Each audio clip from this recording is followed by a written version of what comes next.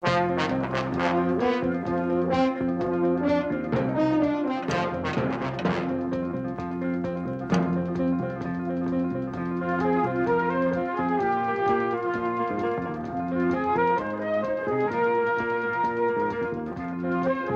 Jones, a Quinn Martin production, starring Buddy Ebsen, also starring Lee Merriweather, Mark Shera, with guest stars Vera Miles, John David Carson, Deborah White, John McLeod, with special guest star Salome Jens. Tonight's episode, The Reincarnation.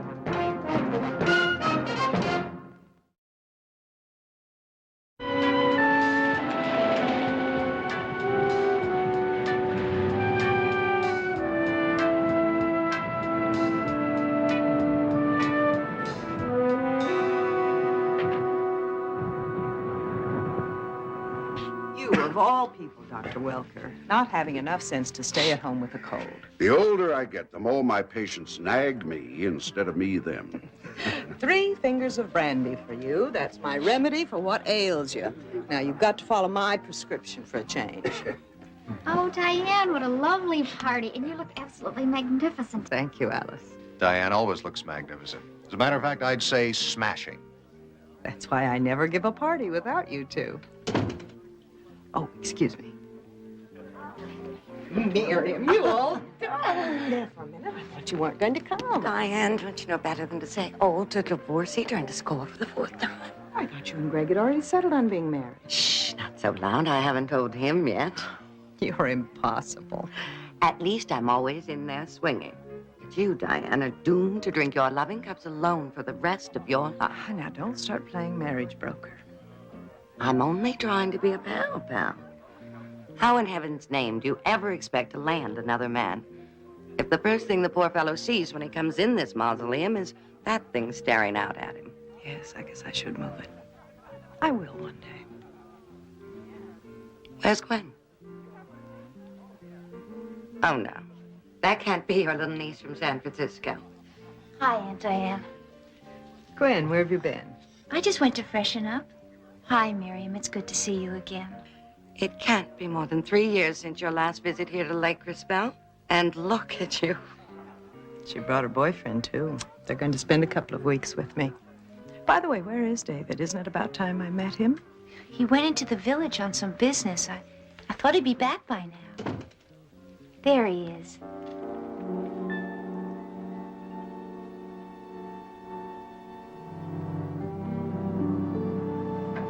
Hi. Sorry I'm late.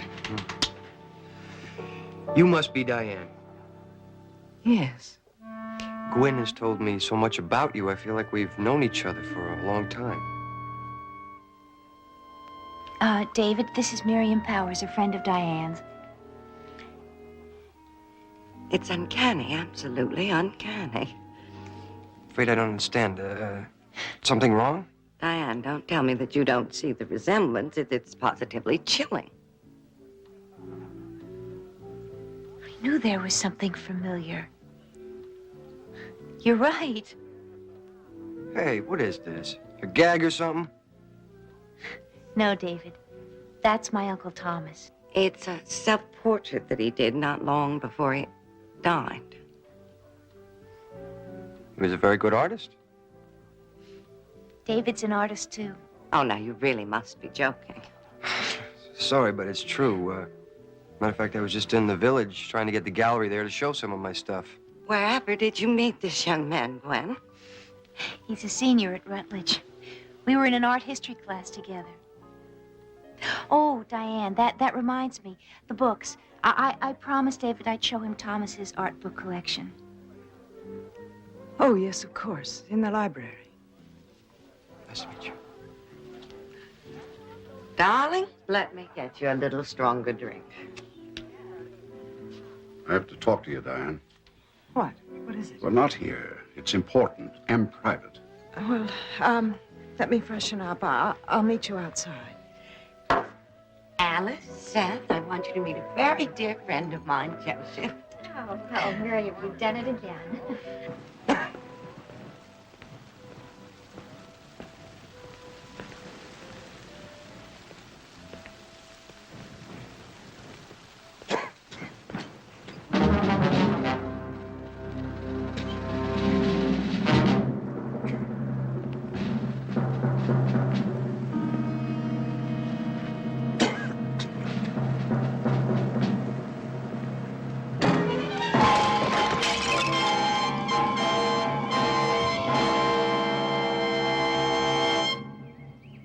California Meridian Insurance in for a big payoff on the dock?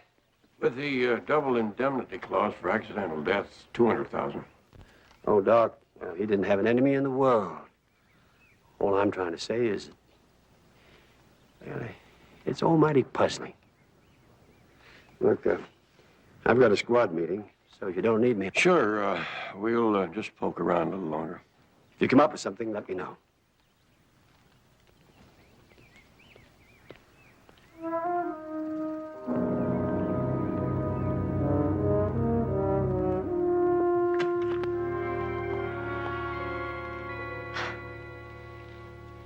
Diane, I didn't mean to startle you. What is it you want?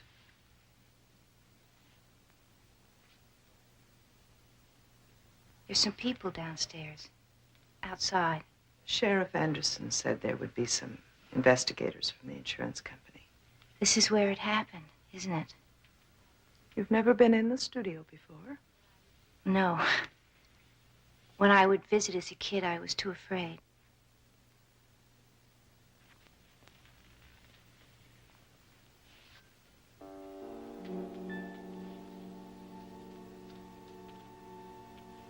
Thomas was working on that the night he was murdered, 20 years ago. Such awful memories. Why don't you change it? Redecorate. It's Dave. Diane, you don't really think David looks that much like Thomas, do you? What's wrong with that? Thomas was my whole life.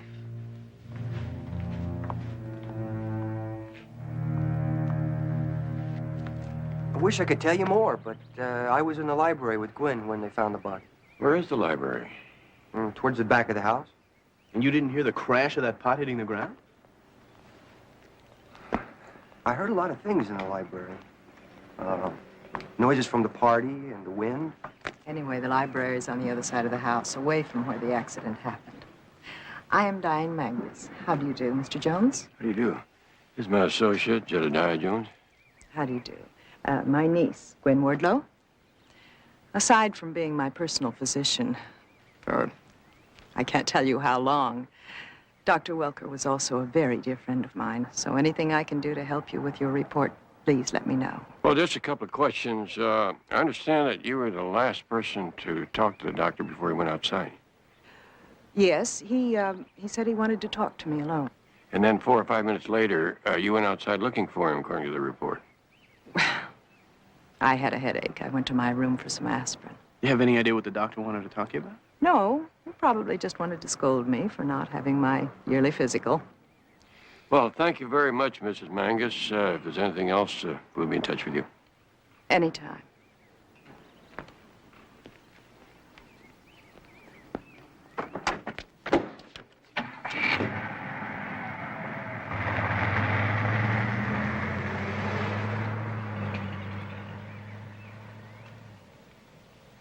Well, anyone for lunch? Sounds great. But if you don't mind, I want to take Gwen into the village. Something I want to show her. That gallery has decided to hang some of my pictures. Oh, David, that's marvelous. You don't mind, do you? Oh, of course not. As a matter of fact, I'd like to go with you. I'd like to see some of your paintings. Then what are we waiting for? Come on.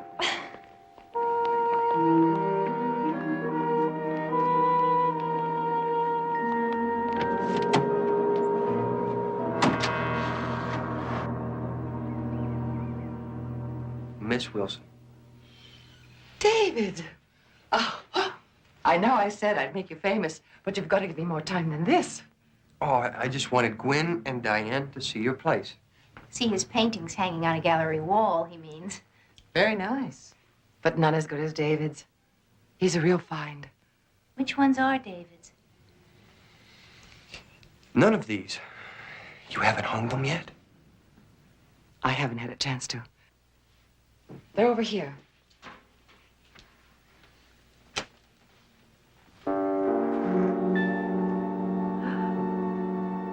Superb, isn't it?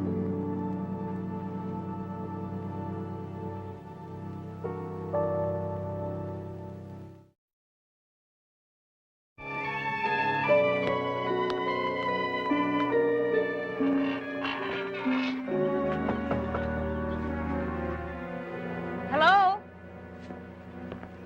Are you the people from the insurance company who called yesterday? Right, you must be Karen. J.R. Jones, how are you? This is Barnaby Jones? How do you do? I hope we're not intruding on your lunchtime. Well, that's okay. Since Doc Welker died, all that's left for me to do around here is close out his practice. You worked for the doctor a long time. A little over 3 years. Then you ought to know whether there was anything unsettling him, any personal problem. He seemed okay to me. There's just notation in the sheriff's report, something about a break-in on the night the doctor died. Yeah, the report indicated that some narcotics were stolen. Hopped up drug addicts, probably, who were passing through town. We get them once in a while. Well, they sure went out of their way to make a mess of things. Why out of their way? They tore through the old file room looking for the stuff. We've never even kept drugs back there. You mind if we take a look? I guess I should clean it up, but with the sheriff and his men checking, I didn't want to destroy any evidence.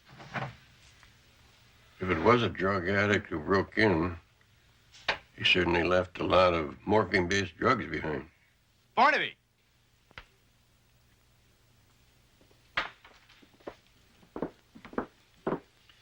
Look at this. This cord has been cut.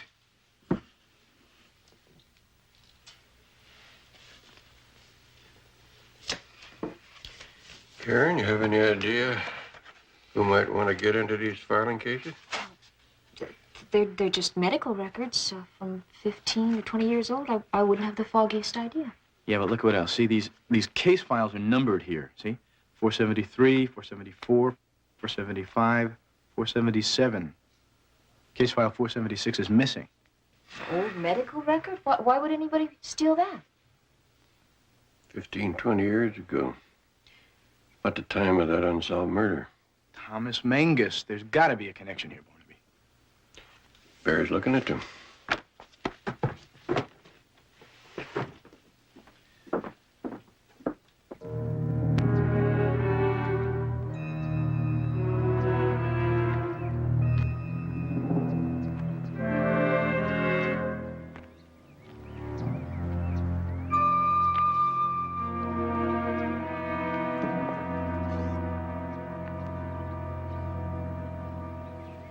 Did you always want to be an artist, David?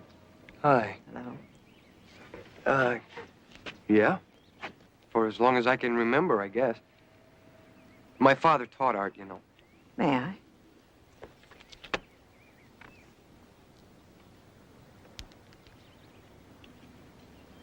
Where's Gwen? Oh, she's in the village doing some shopping. Diane. I seem to have opened some old wounds. I'm sorry if I've upset you. Because you look like Thomas. He was a very handsome man. You should consider it a compliment to be compared to him. Yeah, but, paint like him, too. Sort of shakes a fella up. Are you sure you've never been to Lake Crispell before? Mm-mm.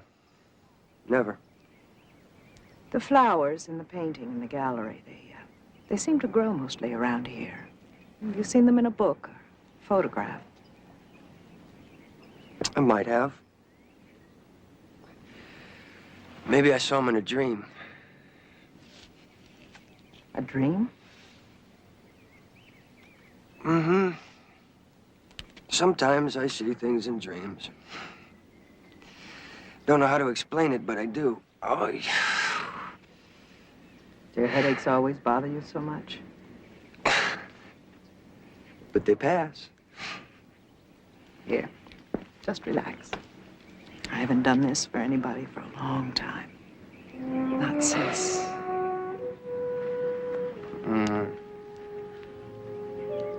You do have the touch, all right. I used to be quite good at this. About those dreams, when did you see the flowers first? Was it a long time ago? I don't know.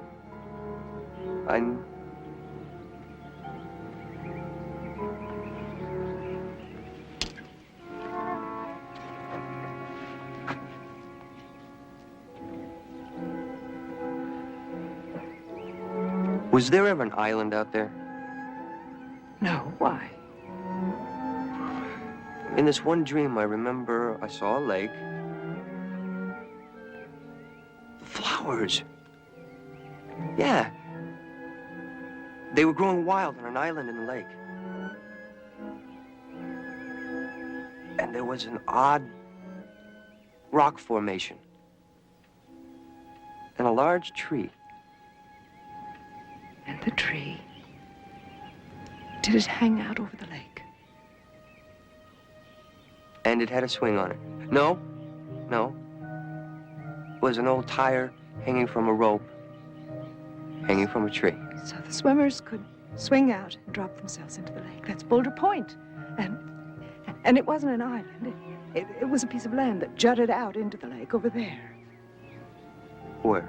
I don't see it. Well, it's not there now. They removed it to widen the lake, but that was 18 years ago. How could you have known that? I don't know. Hey, are you all right? Just cold.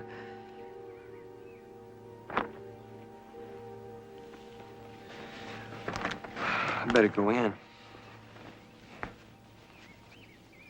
This coroner's report on Thomas Mangus. Why wasn't it handled by Dr. Welker? He was a local medical examiner, wasn't he? Well, if I remember correctly, we farmed that autopsy out to the coroner at San Bernardino. Doc was out of town at the time. Well, then the missing report from Dr. Welker's office couldn't have been about the Mangus murder. Right. Anyhow, there's nothing unusual about a doctor or his nurse taking a patient's file out of the record for some reason and then forgetting to put it back in the right place. Who was his nurse in those days? Barnaby.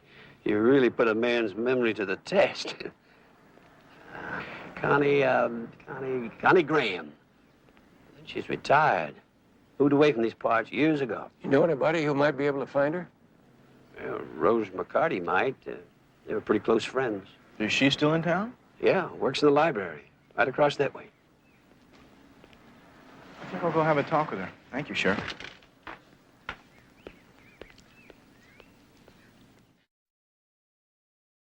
Well, thank you very much. And when I see Miss Graham, I'll definitely give her your regard.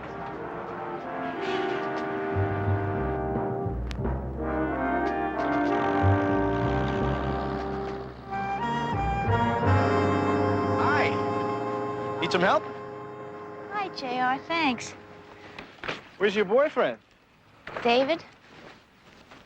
Is there more than one? Well, he's out by the lake or somewhere. Well, he's taking a chance, isn't he? Letting a pretty chick like you run around loose, huh? Thanks, I needed that. You two having problems? No, it's all right. Well, that reminds me. A friend of your aunt's, Miriam Powers, mentioned something about David looking exactly like a portrait of Thomas Mangus. What is that about? It's true. He has a bizarre resemblance to my uncle. So much so it freaked out a few people at the party. Really? What's more, David even paints like my uncle. He paints like him? He has a painting hanging over there at the village gallery that is the exact twin of the one my uncle was painting the night he was murdered. That is bizarre. What does your aunt think about all this? Well, she tries not to show it, but she's pretty shaken up by it. Me too.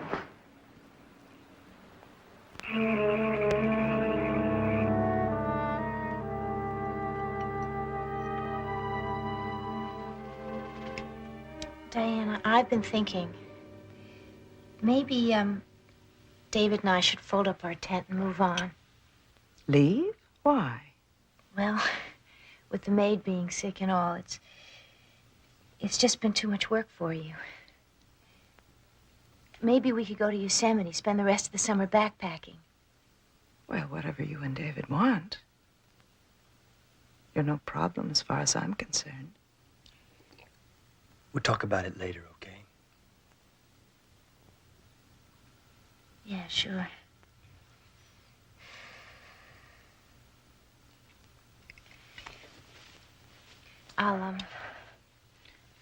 I'll get us some more coffee.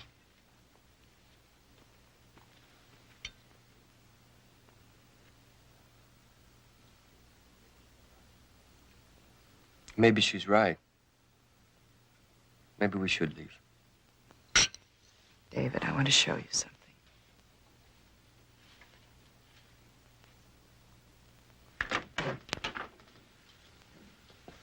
Come in. I want to see what you think of this. If you decide to stay here, this could be your studio. Would you like that? The Flowers of Xanadu. How could you know that's what Thomas named it?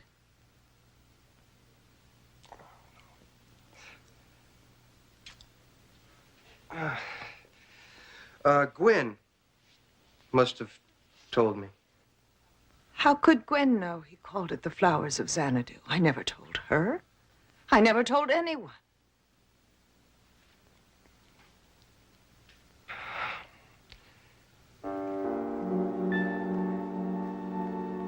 David, how did you know?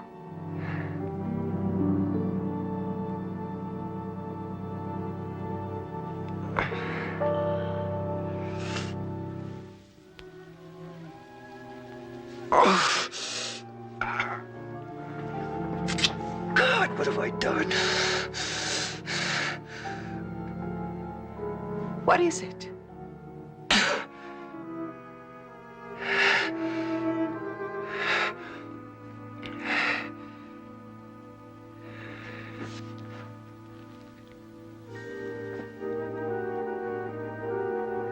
What are you doing here? David, what's happening? Are you all right? I told you never to come into my house again. What are you doing with that knife? Put it away. What are you, crazy?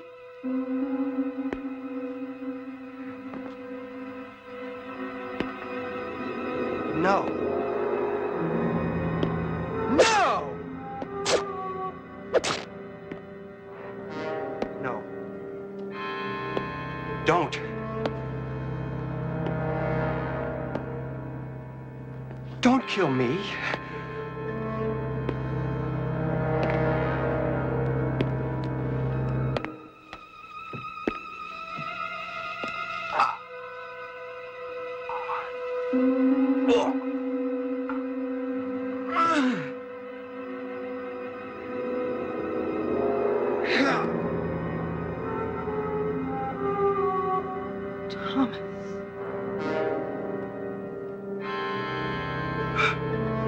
Thomas.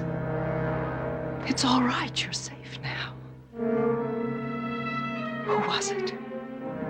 Could you see who it was?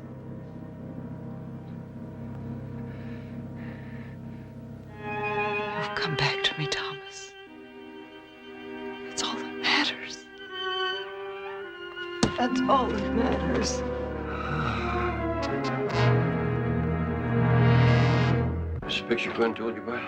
Must be. It's kind of a kinky sort of style, isn't it? I imagine they said the same thing about Chagall, Dali, Picasso. A very astute observation, Mr. Jones. Oh, Estelle Wilson. How do you do?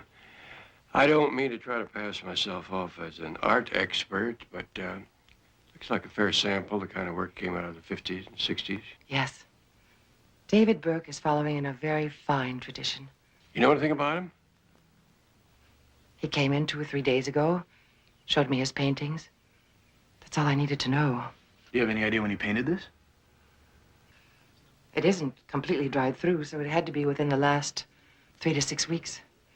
But believe me, at $350, it's a steal. Well, I'll think about it. Unless, of course... I'll give it some thought, too. Thank you very much for your time, Miss Wilson. Please, come back anytime. Thank you.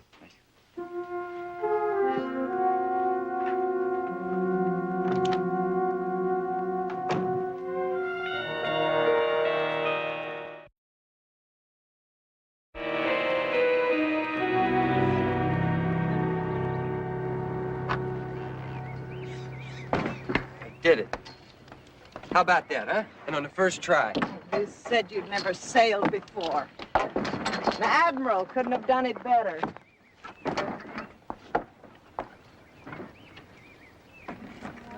No, Diane. How many times I gotta tell you, you figure 8 the rope when you're tying off a boat.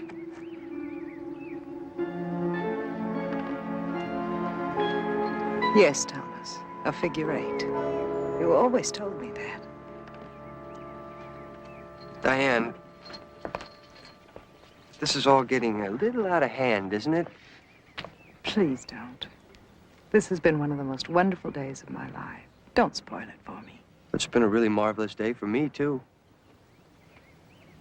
After what happened last night, There you go again. Come on, Diane. People are not reborn. Now, spiritually, maybe, but not physically. I mean, this reincarnation stuff it's a heavy trip. Tell me something. Do you like being with me? Yes, very much. And are you? So it doesn't really make any difference who I think you are, does it? Yes, it does. Because whatever happens, I want it to be me. It is you.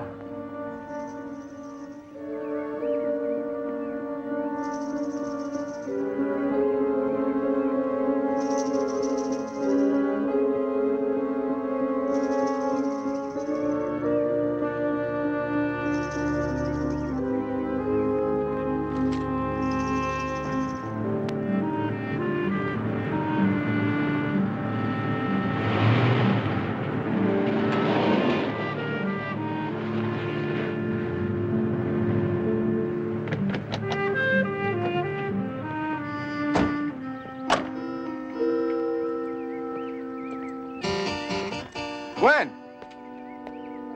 Yes. What is it? We'd like to talk to David. Is he around? David? What's the matter? You having boyfriend problems again? It's unreal. You're not going to believe it, but it's true. She's taking him away from me. You can't be talking about David and your aunt. Yeah. And she's almost twice as old as he is. Gwen, are you sure you're not just imagining this? No.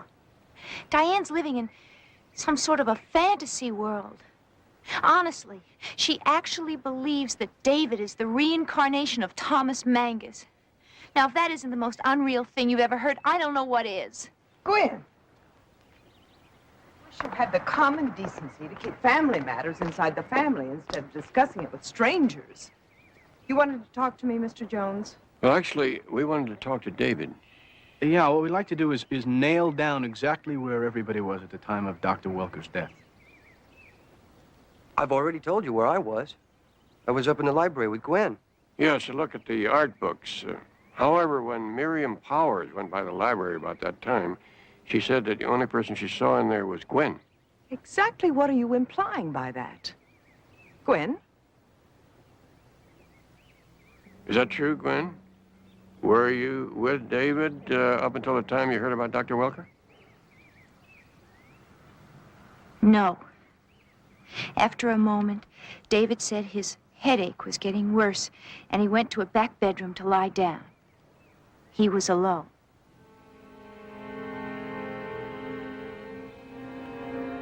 said maybe. But you don't have to make it sound like you just caught Jack the Ripper in a lie. You don't hate me that much, do you?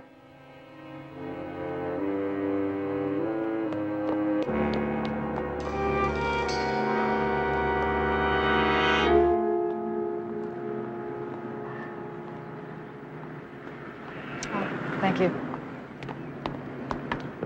Hi. I was beginning to think that perhaps you wouldn't get the message I left for you at the motel. What's the matter? You afraid you wouldn't get here in enough time to pay the check? I see you've gotten rid of your city cough. Isn't it miraculous, Barnaby? I mean, what good mountain air can... Yeah, right. David Burke. Well, actually, there wasn't much to learn about him. Didn't even have a police record? People at Rutledge University come up with anything? Well, they are still checking, but if a Professor Burke ever taught art at the university, they don't have a record of it. Well, something tells me this David guy is a phony baloney all the way. Well, if he is, he certainly was telling the truth about living near the university. His mother just gave up the house that they had rented and moved away a few months ago. Anybody know where she went? I didn't have time to do a follow-up on her. Did you have any better luck with Dr. Welker's old nurse? Got the brass ring there. Connie Graham moved back to live with her sister in Ridge Valley, about 18 miles up the road to Lake Vesper. Let's you and I have a talk with that lady. Jedediah, get on the phone, see if you can get a line on David's mother, where she can be reached. See you later. See ya.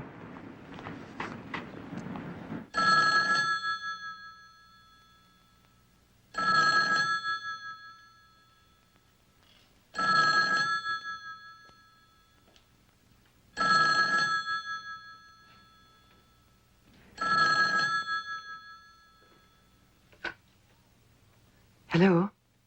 We're in Las Vegas. Darling, who are you talking to? I, figured an occasion like this calls for champagne. I'll be right out. We did it. We got married. David, you've made me very happy.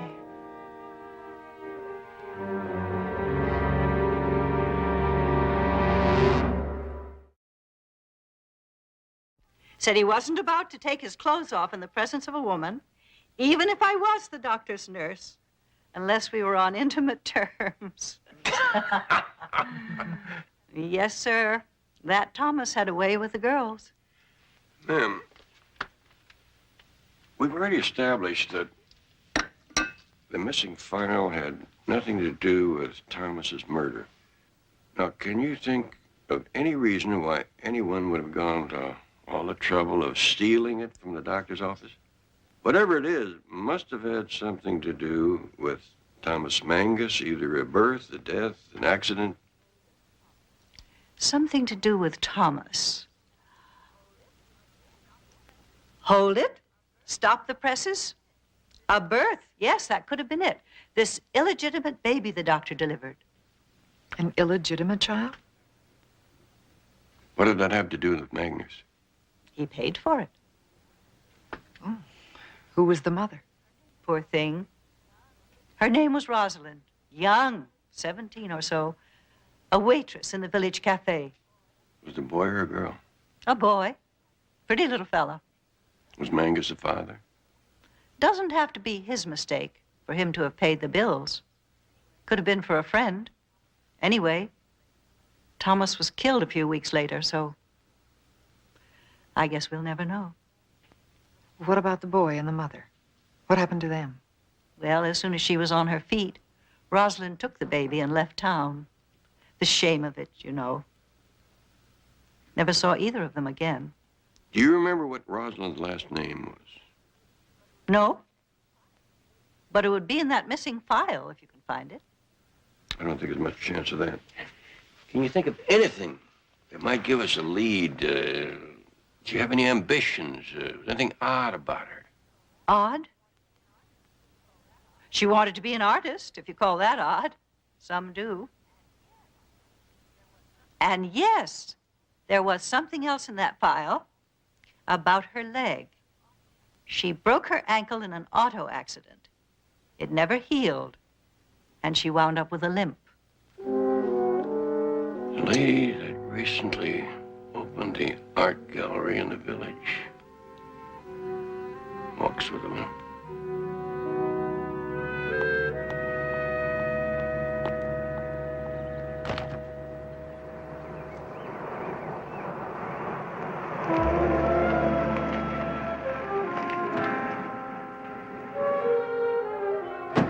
Gwen, darling. Wish us luck. Wish us mountains of luck. What happened? Thomas and... Well, you'll never believe this, but we got married. See? You what? Yes, we flew to Las Vegas. It all happened so suddenly. Oh, Gwen, don't look at me like that. I know how you must feel, but please, be happy for me. Yes. Well, you need all the luck you can get. You're leaving? Oh, you don't have to go. Get off it, Diane.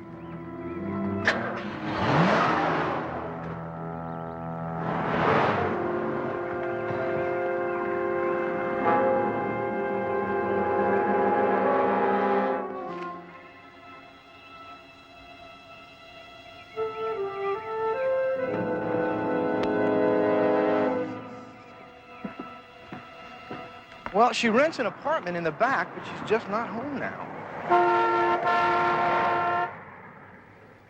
Gwen! Wait a minute! Where are you going? What, are you leaving town? I seem to have outworn my welcome, or vice versa. How's your investigation coming? Well, it's coming. It's coming. Let me ask you something. Did you ever see David with the lady who runs the art gallery before she came to Lake Crispell?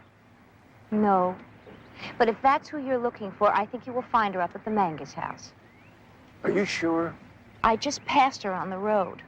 She is probably going up there to congratulate her star artist on snagging himself a rich wife. Wife? What are you talking about? David and Diane. They got married last night. We better get right up there. Betty, tell the sheriff to meet us at the Mangus house.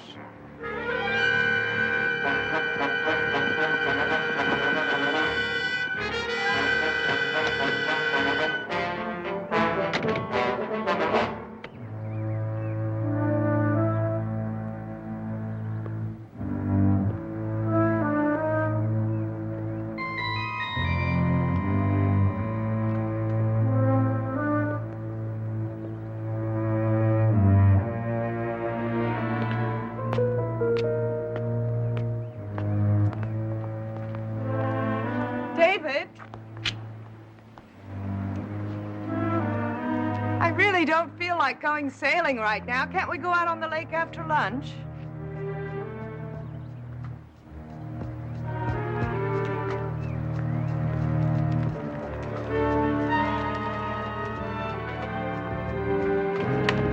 Wait for me!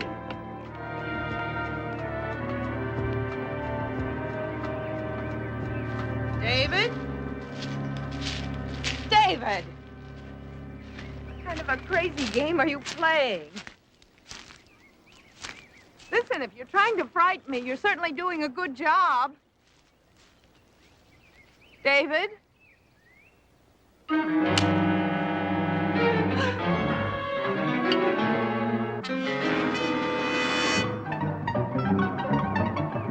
David!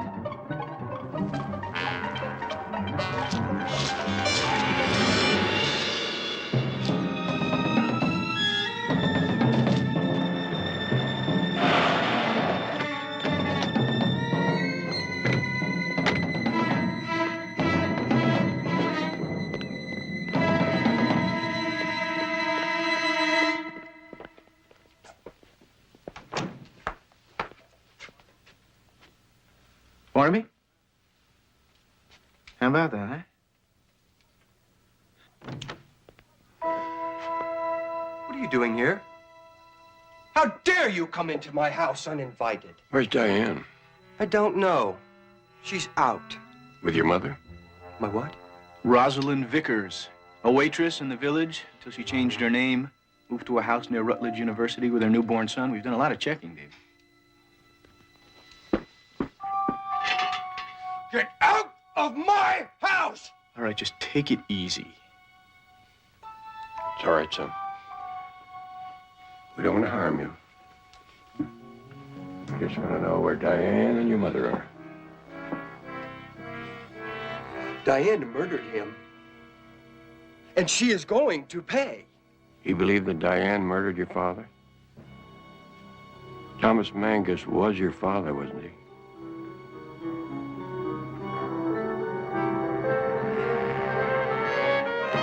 No. Me. She murdered me!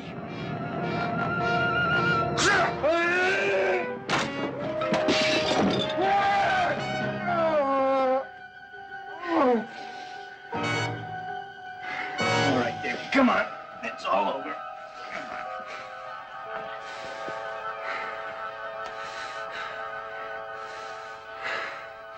Please, go away.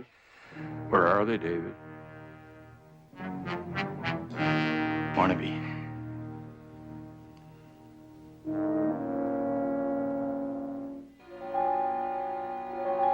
Let's go. Come on, David. Come on. Why are you telling me these awful lies? It's true. What I've told you is true. When Thomas found out I was pregnant, his feelings about me changed. He'd never marry me, he said, because he would never leave you. But it was I who had his son. No, no more, please, please. And then that night, I came to the house, pleaded with him one last time for the sake of my son. He offered me money, anything but what I wanted. A father for my son. You killed him. Yes.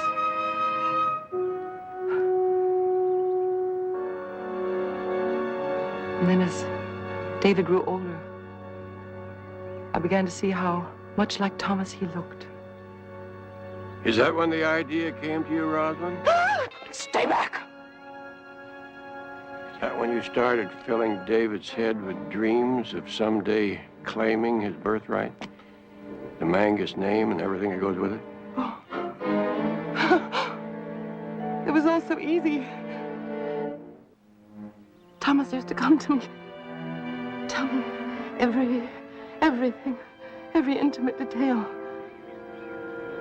I knew more about you and your life than you did. And you used it all to destroy your son's life. Look at him.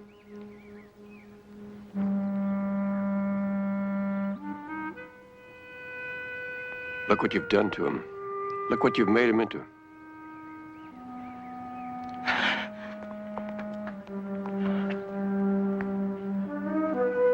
David, don't listen to them.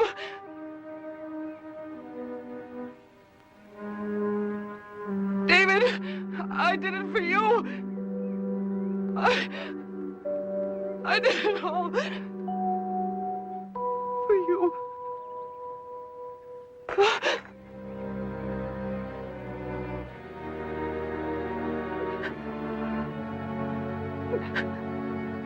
In her statement to the sheriff, David's mother said that on the night of the party, she was standing out here watching.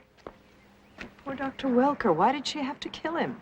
Because he was the only one who knew why David looked so much like your husband. And then after that, thinking that there would be an investigation, she broke into the doctor's office and stole the file on David's birth.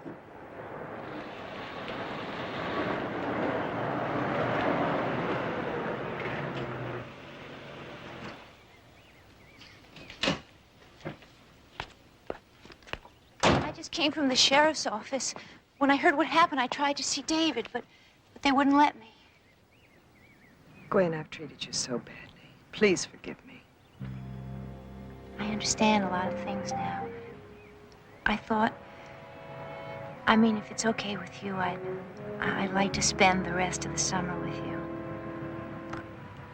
I'd like that very much. And we'll be leaving you both in good hands. Each other's. Thank you, Mr. Jones. Thank you both.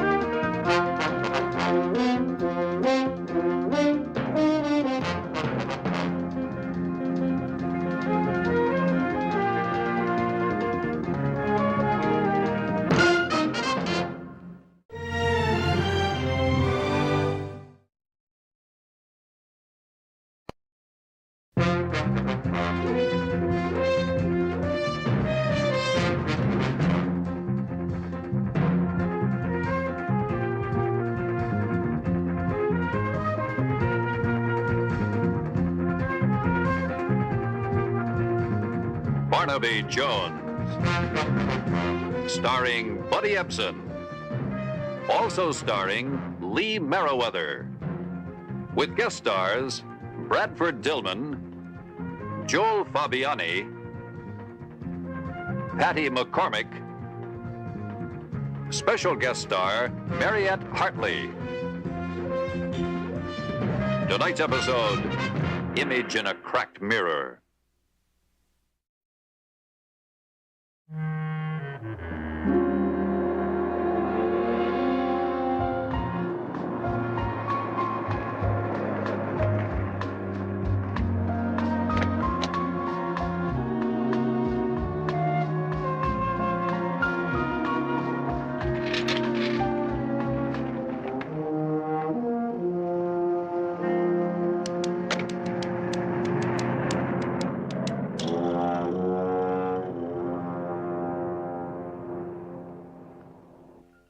You know, if I didn't see it with my own eyes, I wouldn't believe it. You're calme dans la bouche d'un canon. Calm in the mouth of the cannon, to quote Napoleon. I'm sure he was talking about a battle, not a wedding. Yeah, he was. Waterloo. You know, if I didn't know any better, I'd swear you had a lot of practice at this. Oh, it's the first time around. Well, gotta be a first time for everything. You sure you can get along without me? I'll try, but I thank you for the encouraging words. That's what a best man is for.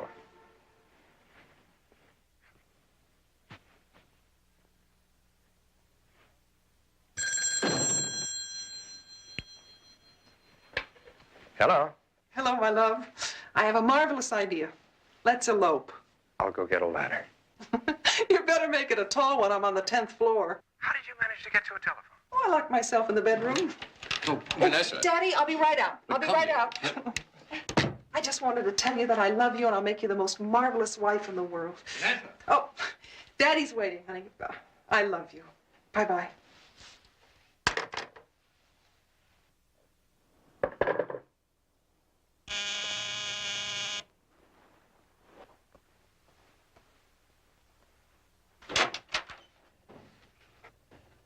Yes? Aren't you going to invite me in, Ben? I'm sorry. I think you've made some mistake. I don't think so. You've lost a little weight, Ben. What? My name is Charles, Dr. Charles Kohlmeyer. But you've gained a title. You were just an engineer when I knew you in Portland. Oh, isn't this pretty?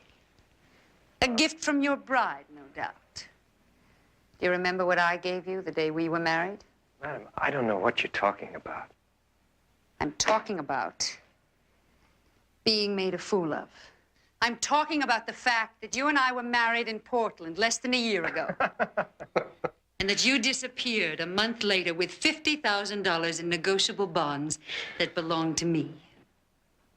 Now, you were good, Ben, but not that good. This is incredible. I'm telling you, you're making a mistake. Oh, I made a mistake. Trusting you with those bonds. Look, for your information, up until 6 months ago, I was in the jungles of New Guinea. Yes, I had been there for over a year studying the children of primitive tribes. I'm a child psychologist.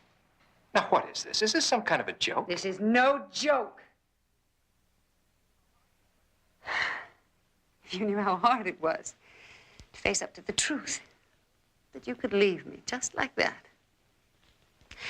At first, I thought of going to the police, but of course my pride wouldn't let me do that. I mean, how do you admit to your family and your friends that you've been made a fool of? So I decided to find you all by myself. Okay, that's it.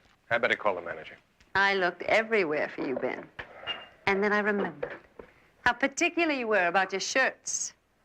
How you had them specially made by Regala of Rome and sent to his shop in San Francisco. So I checked with the manager. And he told me that, in fact, you had recently ordered one for your wedding. The one you're wearing now, n'est-ce pas?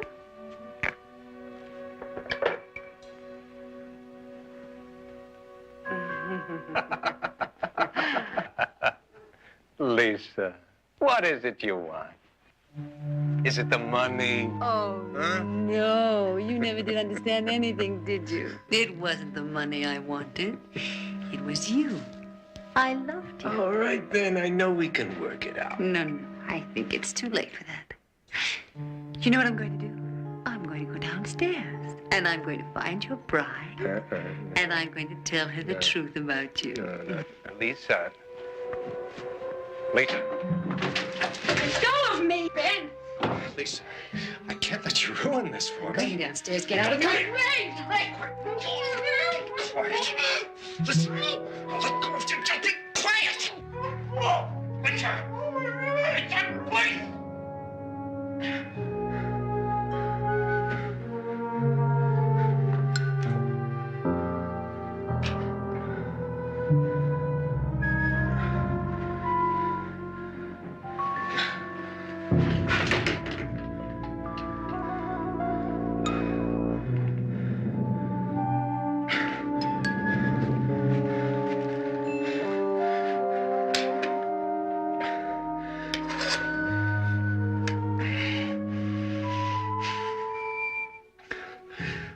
Operator, would you connect me with the luggage shop, please? Yes, this is Dr. Charles Kohlmeyer.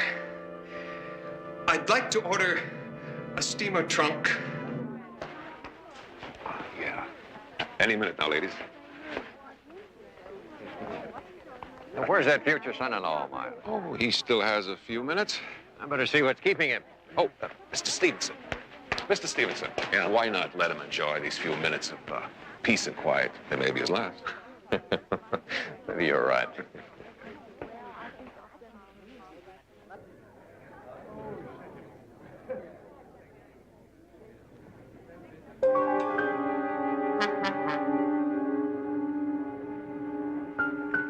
That's fine, right here.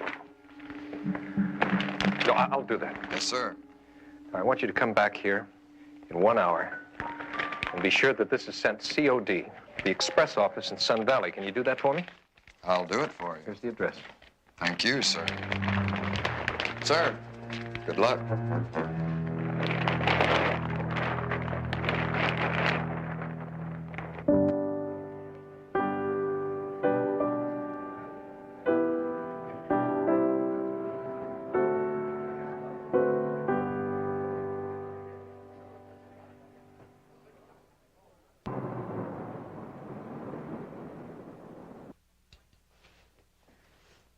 I don't know why I'm so nervous. Well, Miss McLean, perhaps you haven't had many dealings with private investigators. You're right, Mr. Jones. This is my first time. Well, there's your answer. Well, since we've solved that, let's see if we can solve some of your other problems. You say your husband has been missing for 5 months. Yes, he disappeared about 3 weeks after we were married. Did you go to the police? No. Why not? My husband's a lawyer, you see. He practices in Independence, where we live, and... Well, he warned me from the very beginning that his work took him away quite a bit, and that he could be gone for very long periods. Go on, Miss McLean. Well, when I hadn't heard from him for quite a while, I had to go to the bank, and I checked my safety deposit box, and my jewels were missing. How much were your jewels worth? Oh, about $65,000. Mr. Jones, I don't want to go to the police. See, they might think Jeffrey took them. And you're sure he didn't? Well, if he did, I'm sure he had a good reason. One that I could understand and forgive. If I could just find him. Miss McLean, what makes you feel that your husband is in this area? A picture I saw in the Independence Chronicle. It was taken here in Los Angeles, and it shows a man helping a woman out of a fountain. I'm almost positive that man is Jeffrey.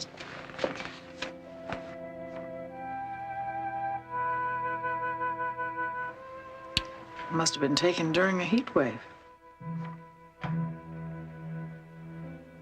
You're almost positive that this man is your husband. Well, Jeffrey has a mustache and his sideburns are longer. But aside from that... Mr. Jones, will you please help me find him?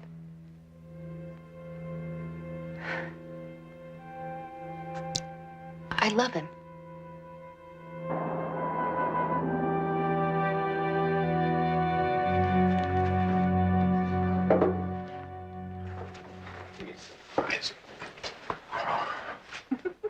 Would you look?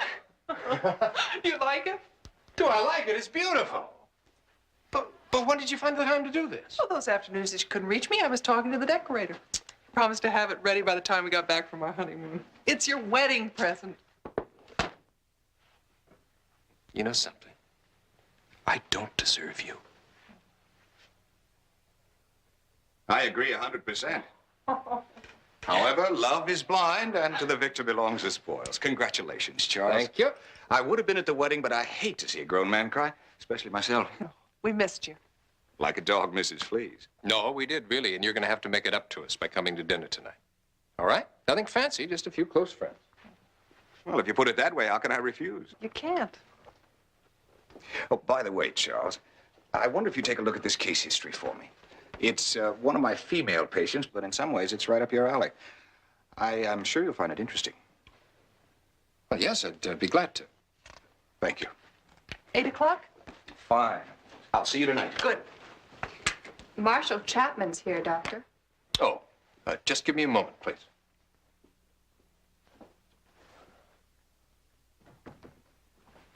Well, honeymoon's over. Oh, no. You're wrong, Doctor. It's just beginning.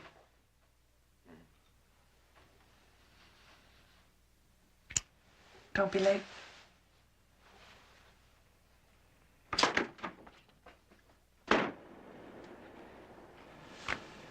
Okay, honey, good. Hold it. Good. Give me some more profile. That's good.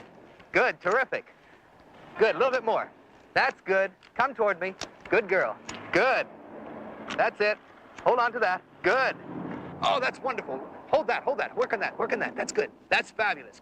Okay, honey, let's go. Liz, why don't you get out that schmata, Interesting the way they take all those poses. Hi, Mr. Jones. That's why they're called models. Why they look so angry? Well, this is high fashion. More expensive the outfit, the angrier the model. I guess the way this young lady is smiling, this bikini must cost next to nothing. Oh, is this the photograph you wanted to see me about? Yeah, the paper said you took it. Yeah, that's right. Not bad, huh? Seems she had this impulsive urge to cool off. And you just happened to come by with your camera. Well, okay, it was posed. What about the man? No, that part was impulsive. He just stepped out of the crowd and gave her his hand. Oh, and you know who he was? Never saw him before. Could he have been a friend of the model? It's very possible. They usually have a lot of friends. If I wanted to find her, how would I go about it? Well, you could try Bernice's modeling agency. Just show Bernice the picture. Thanks. It was a perfectly marvelous honeymoon, except for the night that Charles sneaked out. Oh, what? Oh, he said he was going away on business, but I think he just got tired of my company. He was gone for nearly 4 hours. You better explain yourself, Charles. Well, there was some mix-up at the, no? At the express office about a piece of luggage that I had sent up. And you know, on the way back to the lodge, I managed to get the car stuck in a snowdrift. I nearly froze to death trying to shovel that thing out. Oh, no wonder she doesn't believe you. Where did you find a shovel, Charles? Well, it was a rental car that was shoveled in the trunk. Oh. It's the truth, so help me. You believe me, don't you, darling? Oh, yes. Sure. Spare a few minutes, Charles? Yeah, sure. Come on, we'll go in the den. Why don't we toast our lovely hostess? Oh, thank you. Here's to you. Charles, I was hoping you had time to look over that case history I left you. Yes, I did. And I found it very interesting, too. David, would you like a cigar? No, thank you. I've been seeing her for almost 3 years now. And as you saw in the report, she's made excellent progress. Yes, she has. Excellent. And yet, I just can't seem to help her over this terrible fear she has that someone's going to take her child away from her. Now, that's what I wanted to talk to you about. The child? No, the woman. But, Charles, I know you must be familiar with the work of your friend, Leslie Krebs. Yes, of course. And you buy Krebs's theory of the parent-child relationship? No. No, I don't. Not totally. And I've even told him that. However, I think that in time, Krebs is going to alter his attitude toward adolescent compensation. He's going to? Charles, Krebs is dead. No. No, I didn't know that. That must have happened while I was in New Guinea. But you were in New Haven last spring, weren't you? I was, but, well, that's when it happened. Krebs died in April. Now, surely you must have heard. I understood the two of you were very good friends. I was out of touch for a few weeks, preparing for my return, but, no, I just can't understand how I missed it. I don't either. Well, it's sad. However, David, I think you and I ought to go back and join the others. One must not ignore a new bride. That's the first law of marital psychology, Doctor.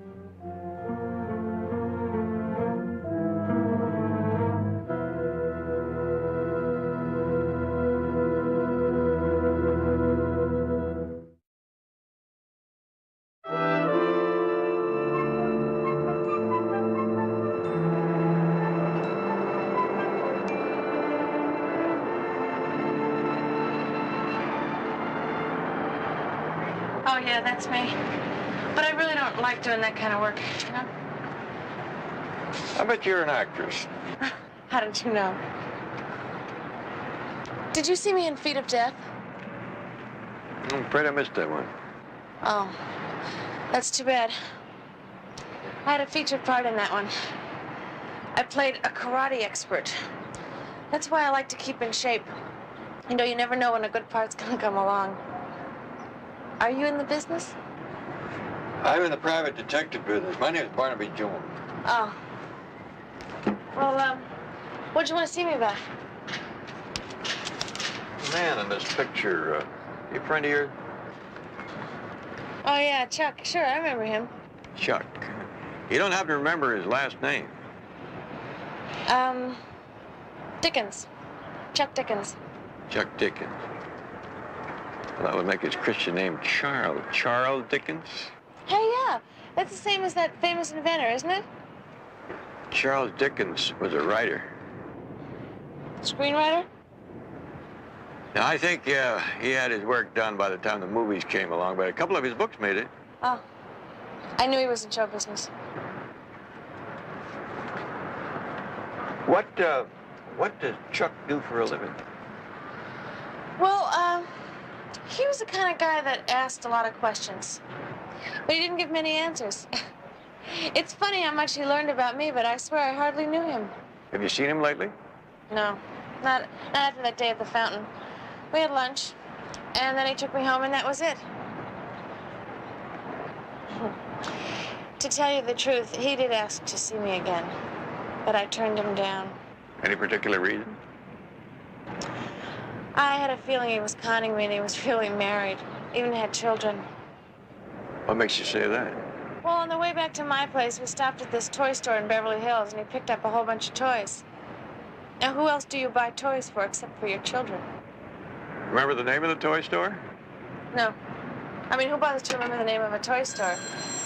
Oh, excuse me. I'm expecting a call from my agent. Yeah? Huh? Oh, yeah. Just a minute. It's for you. Sorry. Thanks. Yes? Barnaby, you have no idea the number of legal organizations I've contacted trying to locate Mr. McLean, including the Bar Association and about a dozen attorney referral services. I struck out with every one of them. I believe you, Betty, but I also have the feeling that you've located him. Well, we are what we read, Barnaby. And lawyers read the American Legal Journal, including Jeffrey Allen McLean. I contacted their subscription department. They gave me his address. It's in Phoenix, Arizona. Book me on the first flight out to Phoenix. I'll see you in a few minutes.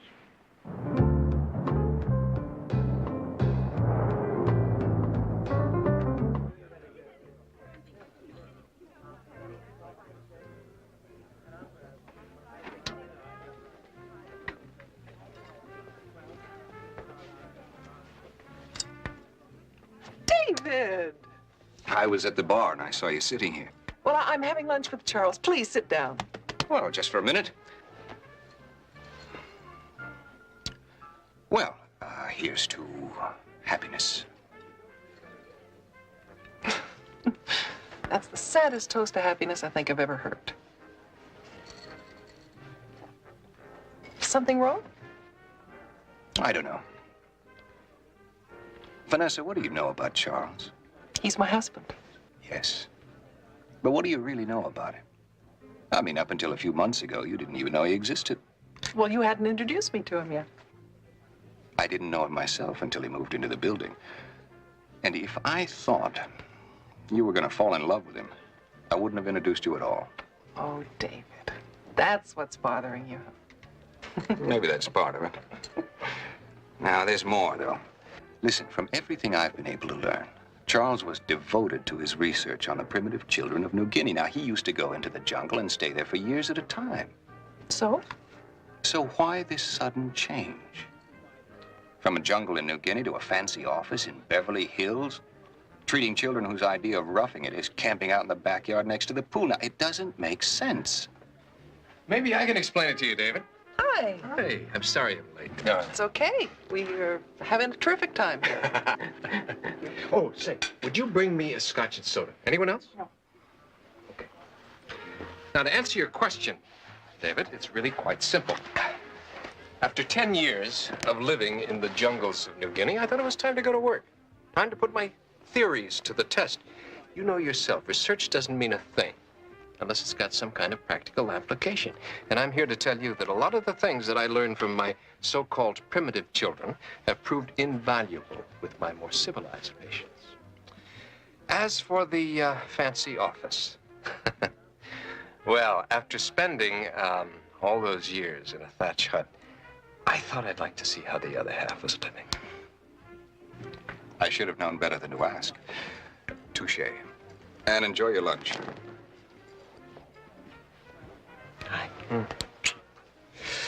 I think I detect a severe case of jealousy. Oh, that's a brilliant diagnosis, Doctor. I don't think it's fatal. By the way, I've got a surprise for you. We've been invited to a very fancy dinner party next week. Oh. They're the parents of one of my young patients. Now, they're very socially prominent, so you're going to have to go out and buy yourself a brand new dress for the occasion. Oh, well, you don't have to twist my arm. If you want, I can even flaunt my fancy heirloom necklace. What necklace? The one my grandmother gave me. I will. The next time I'm in town, I'll go to the safety deposit box. Sure, if you like. Well, why not? So my grandmother said, what's the point of having a $300,000 emerald necklace if you can't flaunt it? You decided what you'd like to order? I haven't had time to look. Well, I know what I want.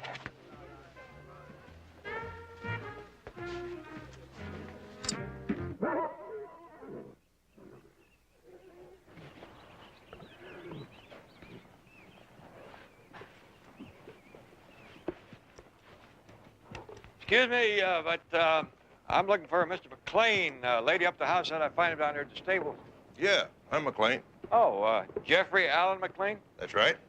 McLean I'm looking for is a lawyer. Well, so far you're batting 1,000. Only I'm a lawyer turned cowboy. I haven't practiced in several years, and my ulcers haven't missed a single day of it. Come on. You practice in Independence, wasn't it? Yeah, about 100 miles from there. A little place called Eastfield. What's this all about, anyway? My name is Barnaby Jones. I'm a private investigator. I was hired to locate a man named Jeffrey Allen McLean. Yeah? But you're not the right one. What do you mean, just a coincidence? Whole barrel full of them. Thank you. You, familiar with the man in this picture? Well, I'm not sure. There's something about this guy, though. And there was a guy. Now, but this other fellow had a mustache, and he had longer sideburns. About a year ago, a guy approached me. He wanted me to buy, some oil stock. His name was Fillmore, and I remember this guy, because the stock looked pretty good, you know, but there was just something about him that, I don't know, just didn't. What particular way? Well, I don't know, just a feeling I had about the guy. He was just too friendly. You know what I mean by that? He was very curious about my background, about my personal life. You know, he just asked a lot of questions. Kind of like you there, Mr. Jones. That's all in a day's work. What kind of questions did he ask you? Like some water? No, thanks. For the most part, he wanted to know about my law practice. Where did I practice? He wanted to know when I practiced. If I still had any associations back there, that sort of thing. That's very interesting, because about a year ago, a man of the same description started a law practice in Independence under the name of Jeffrey Allen McLean. Is that right? Well, that explains that. Explains what? You want to hear something funny? A few nights after I turned this guy down, somebody broke into my den one night. They take anything? Yeah. They stole a gold pen and pencil set, and I had a pistol on the wall, a little antique pistol. They got that. But they got a couple of things that I couldn't understand why anybody would even be interested in them. Your law school diploma. That's exactly right. That and a certificate to practice law in the state of Missouri. You know, I can't tell you how much Jim has improved since you've been coming to see you, Doctor. He's so much more confident now, and he doesn't get into fights anymore. Understanding and patience, Mrs. Rumford. I just sit and listen. Believe me, Jim does all the rest. You know, you're too modest. Well, perhaps I make a suggestion now and then. After all, I have to do something to earn my fee. Jim, come here. Jim, come here.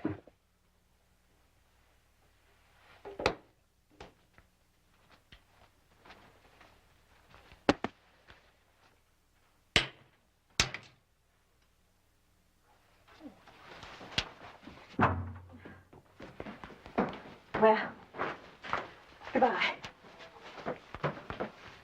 It's been a long day.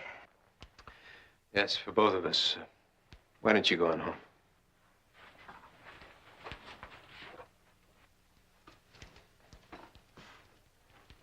I'll just put this back on your desk. What is it? Your diploma. Dr. Bellman stopped by today while you were out to lunch and wanted to know what university you graduated from. I wasn't sure, so I checked your diploma. Did he say what he wanted to know for? No, but I didn't think you'd mind. Oh, of course not. See you tomorrow. Good night.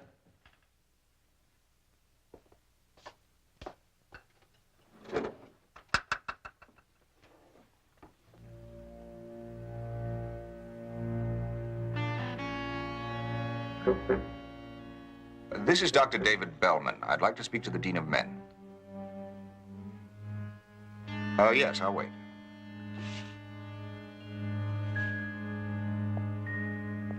Hello. Oh, he's not.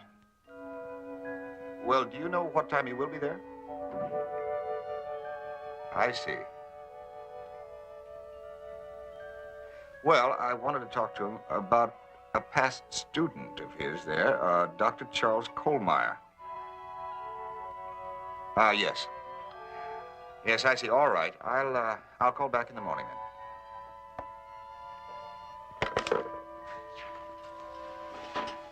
Your interest in me is most flattering, David. I'm just a little curious.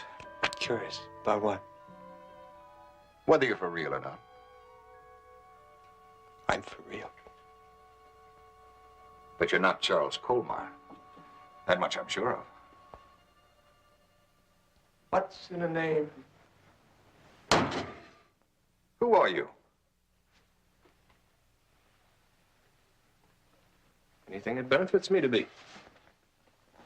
Engineer, stockbroker, lawyer, child psychologist.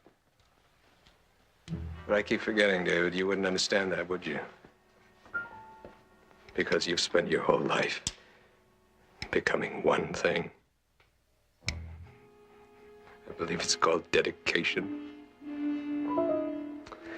I have my dedication too, David. Only it's the good life. Having the best of everything. Leaving the leftovers to people like you. How long did you think you could get away with this? Long enough to get what I wanted. And then move on to greener fields. Move on. You know, in the course of my travels, I met the real Charles Kohlmeyer. Was he dull? All he could talk about was going back to his beloved jungles. He even told me when he was leaving and when he was going to be back. And I thought, well, since he isn't going to be using civilization for 2 years, why not use it for him? You're a very sick man. Wrong! I just listened to a different drummer. And David, I can't let you change any of that for me.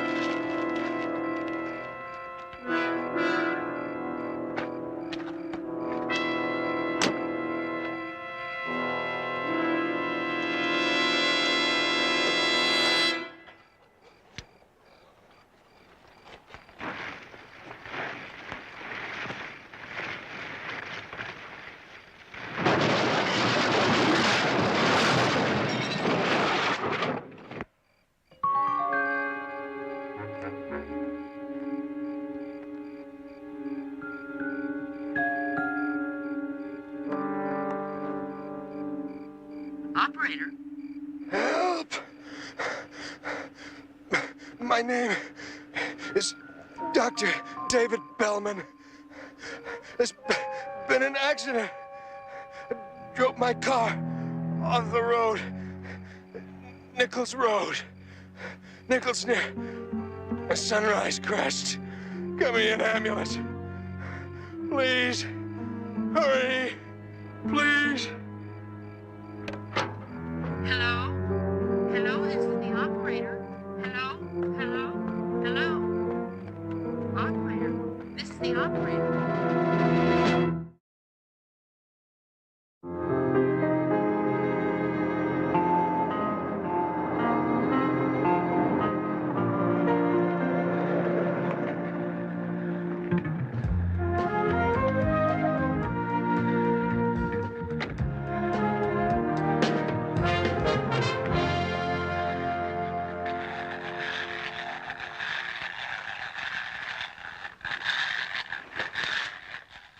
Looks a little bit like my cousin Fred back in Tennessee. That's after he's gotten into Cousin Buell's corn liquor. You say so. Something I can help you with? Well, I certainly hope so. About to run out of toy stores. Ever seen a man in this picture? Why? Well, I'm a private investigator, and a loving member of his family hired me to locate him. Seems they lost touch. Looks a lot like Dr. Kohlmeyer. Dr. who? Dr. Kohlmeyer, the child psychologist. He buys toys here to keep in his office for his patients. Would you happen to have his address? Sure. He has a charge with us. Yeah, here it is. 3722 Armand Drive. I can't believe it. I mean, we just saw him yesterday. I know what you mean. According to the papers, he managed to call an ambulance, and maybe if those people had gotten there sooner. I don't know. You know, sometimes I think that life in the jungles is a lot safer after all. Dr. Kohlmeyer, there's a gentleman to see you, a Mr. Jones. Did he say what he wanted? No, sir. Listen, why don't you try to get some rest? That won't be long.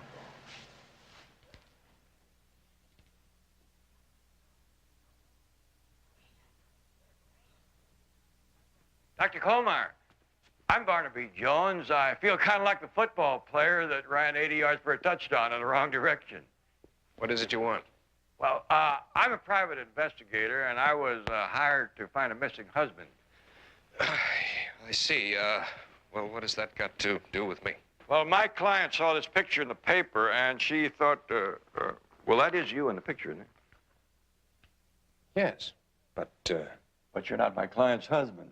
That's what I mean when I speak of running the wrong way. My client's husband's name is Jeffrey McLean. He's a lawyer from Independence. Then why are you here talking to me? Well, mostly to satisfy my client. You see, she's almost positive that the man in the picture and her husband are one and the same. Well, I can assure you, Mr. Jones, she's very mistaken. Well, that's what I tell her. But were you ever in Independence, Doctor? No, I'm afraid not. And I'm certainly not a lawyer. I'm a child psychologist. And before moving to Los Angeles, I spent most of my time on the East Coast and in New Guinea. However, if you'd like some proof of that. Oh, no, that wouldn't be necessary. Well, then, if you've no other questions, Mr. Jones, I'm really very busy today. Well, thank you. I understand. And I'm sorry you've taken up so much of your time. We all have our jobs to do.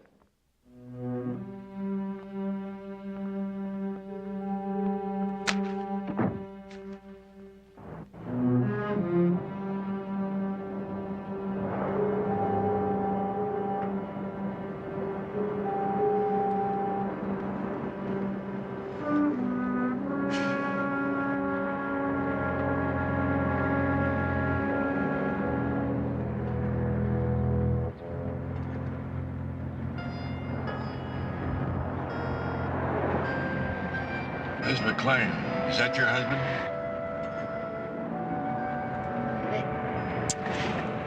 It looks like him. I'm not sure. If I could just get a closer look. You feel up to going inside?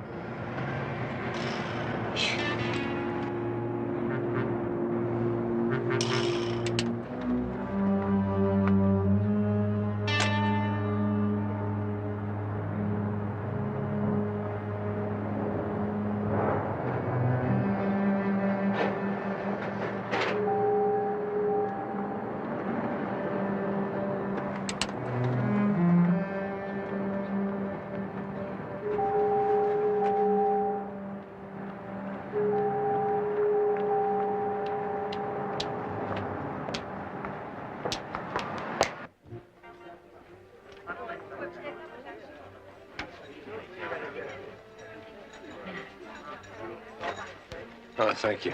I'll order in a few minutes, Tony.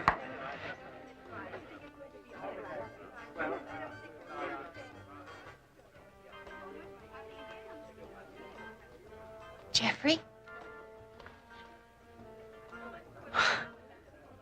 Oh, I've missed you so much.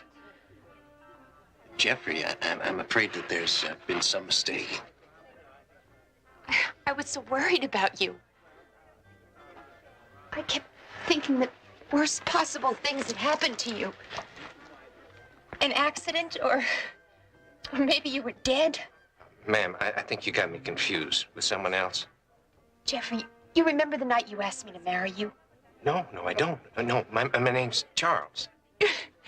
Remember, you promised to love me and to take care of me for the rest of my life, and I said that's a better deal than I had just gotten on my new car. We laughed. Jeffrey, you made me feel so beautiful. You made me feel so wanted. I don't know what to tell you, Mrs. McLean. Angie McLean. Now, I'm your wife. Do you really believe that, Mrs. McLean? What? Now look at me. Can you be certain that I'm your husband? Do we have the same face? Or the same eyes? Or the same hair? Do we act the same? I'm very sorry, Mrs. McLean. You're a pretty woman and you flatter me, but on my honor, I'm not your husband. I've never seen you before in my life. No.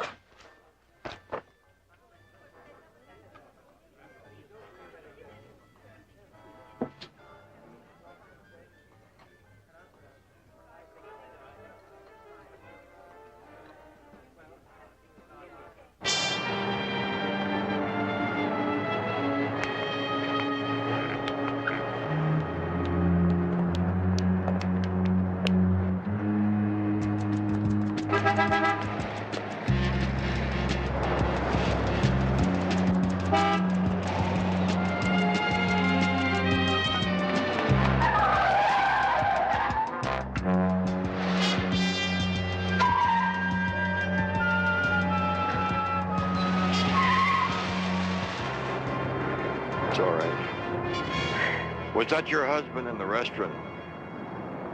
I think so. Would you swear to that in court? You may have to. He seems so different. Ms. McLean, would you swear that was your husband? No.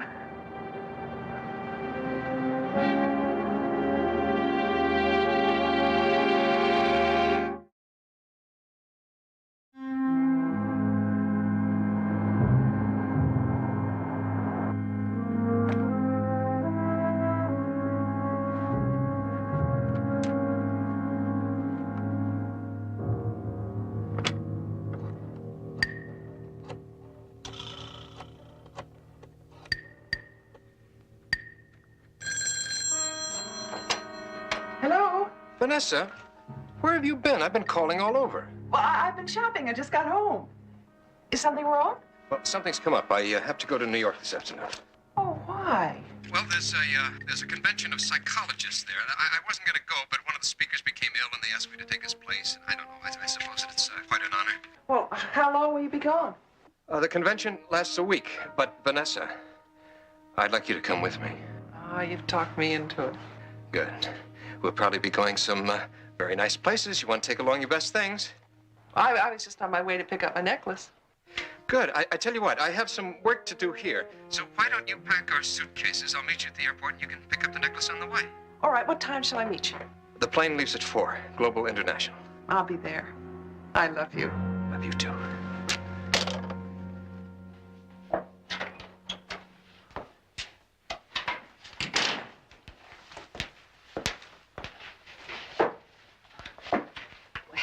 Here's our marriage license, Mr. Jones. Good. Now we'll be able to see how the McLean signature on the license compares with the Kohlmeyer signature that Betty got from the toy store.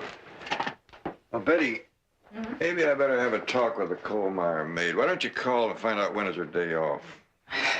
Are you going to use your charm to find out the family secrets? Just make the call. Yes, sir.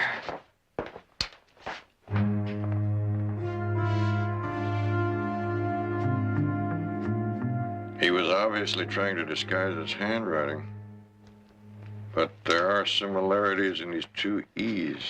Same height, same slant. That proves he's my husband. Well, I'm no expert, but I know where I can find one. Barnaby, I just talked to the Kohlmeyer maid. Yes? Well, according to her, Charles Kohlmeyer is scheduled to leave for New York on a 4 o'clock plane. What about his wife? She left 15 minutes ago to be with her husband at the airport.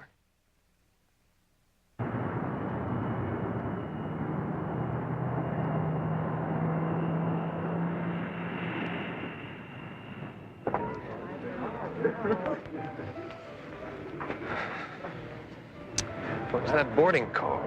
We have plenty of time. Besides, it's kind of nice to rest after running around like crazy all day. Did you get that from your safety deposit box? Do you think I'd forget it? You want to see it?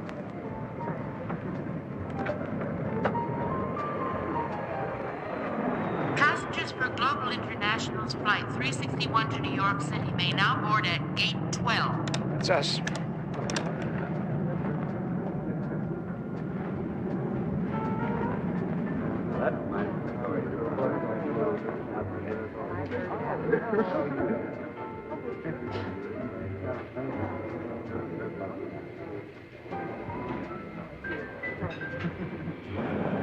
Mrs. Charles Kohlmeyer, please come to the white courtesy phone. Mrs. Charles Kohlmeyer. Let's pretend we didn't hear it. But we have time. It may be important. Vanessa.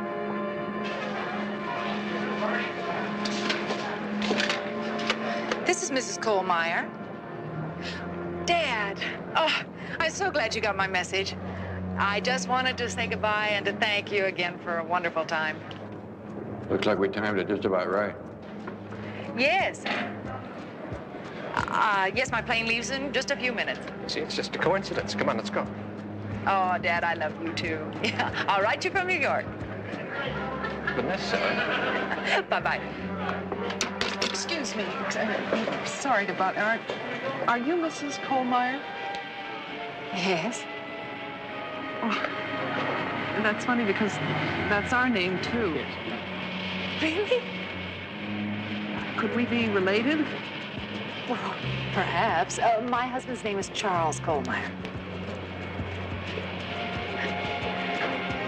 Well, it certainly is a small world. Hey, come on, dear, we'll miss the plane. He's a doctor, a child psychologist.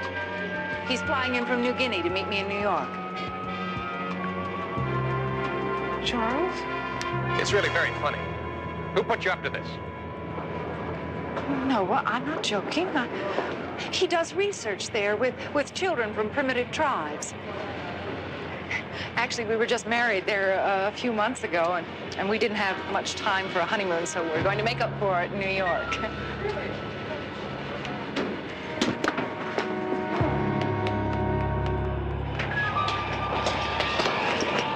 It's all over.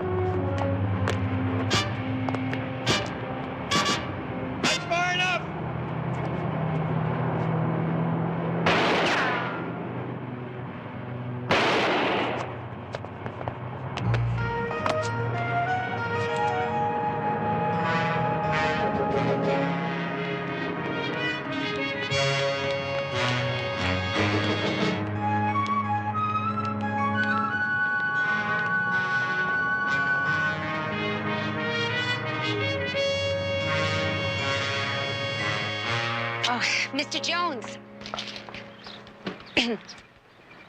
Hi. Hi. Betty told me I'd find you here. Yes. Well, we thought we'd get together and talk.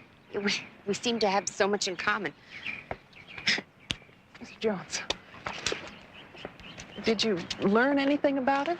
Yeah, quite a bit. His real name is Stanley Ricklin. He spent some time in prison about 7 years ago. While he was there, he worked as an orderly in the psychiatric ward and also spent a great deal of time reading books. Books on psychology and law. Were there others? Yeah, I'm afraid so. Going from Portland, her maiden name was Lisa Howard. They found her buried in Sun Valley. He admitted to murder. You two are the lucky ones.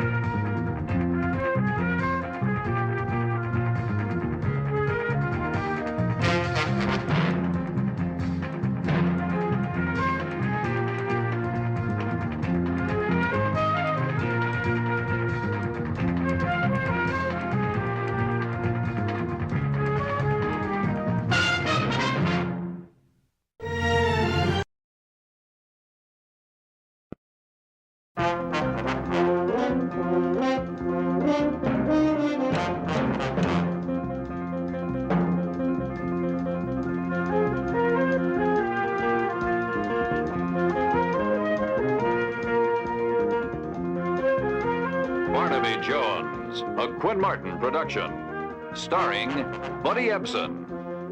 Also starring Lee Merriweather, Mark Shera, with guest stars Dee Wallace, John Delancey, Elliot Street. Tonight's episode, Terror on a Quiet Afternoon.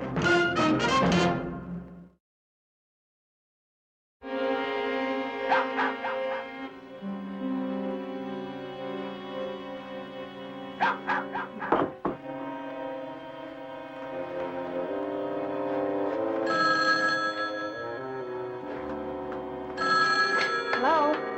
Oh, hi, Daddy. I was going to call you right before I went to bed. How is it up there in, what does the TV weatherman call it, the high desert? Low desert, high desert, all hospitals are the same, jails. And if you don't get up here soon with my medical records, I'm going to go stir crazy. Now, you're going to have to stay there for at least a couple more weeks, so you might as well just hang in there. I'll be up Saturday with your records, okay? What's all that racket I hear? You babysitting that dog again? No, Mrs. Roberts is a little hard of hearing, and obviously her little poodle is on the loose for the upteenth time. Look, I'll see you Saturday, okay? Okay. Love you. I love you, too. Bye.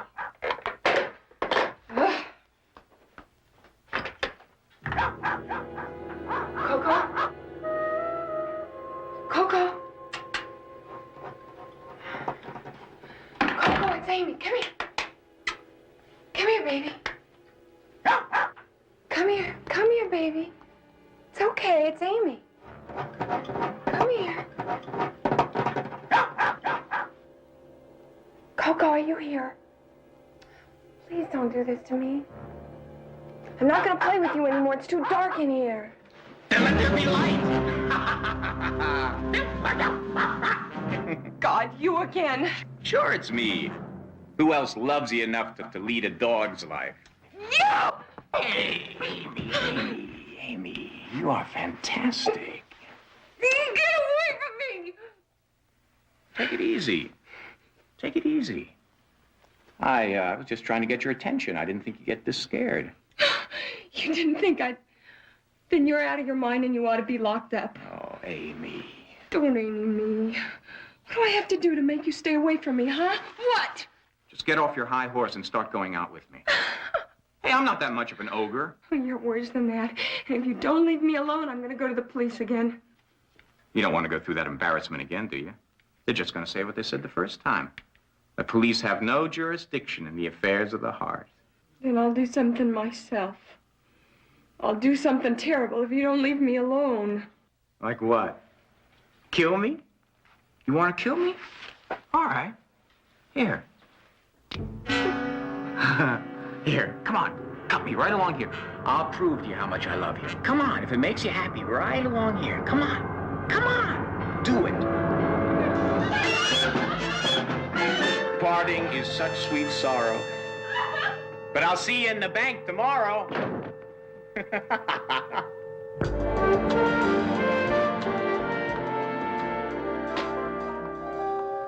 Got to shake a leg, Betty. That court convenes in 30 minutes. Right.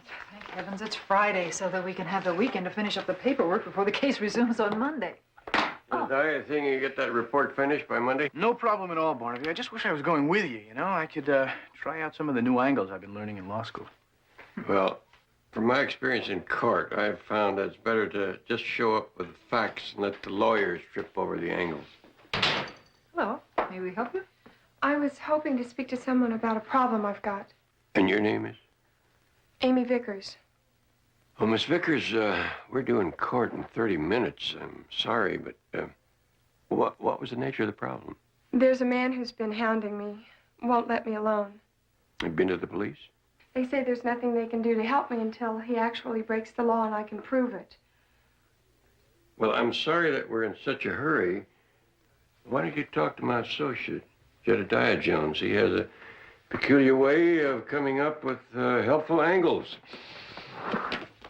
Would you like to sit down? Okay.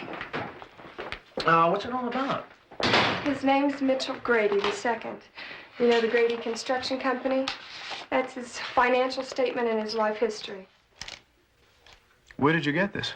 He gave them to me the first day I met him at the bank where I'm a teller. And you mean he just gave you his financial statement? Yes, he was waiting for me after work one day. And he said he wanted to know all about me, and he wanted me to know all about him. Well, what did you say to that? Well, we had a cup of coffee, and I realized that was a mistake. So I tried to discourage him, but he just laughed and said that he had made up his mind to share my life. And he has ever since. Are you sure you want him to stop? Sorry I bothered you. Wait a minute, hold it. Look, Miss Vickers. There is very little I know about you except that you're a pretty lady with nice eyes. I mean, I have to know exactly where you're coming from before I'm going to help you understand? I guess I don't blame you for that. Sometimes I don't even think it's happening to myself. My phone rings every morning to remind me that it is. And I go to the window and look out, and he's across the street calling me from a phone in his car. And I just want to crawl back in bed and stay there. Because I know wherever I go, he's going to be there, watching and listening and talking to me and almost touching me. Okay, I get the picture. Does he send you letters? He used to, and gifts too. But I sent him back all unopened, so he finally stopped. Oh, that's too bad, because it's a very strong foundation for a civil suit. I can't wait for a lawsuit. Well, you may have to. But in the meantime, I think we can try a more direct approach. Come.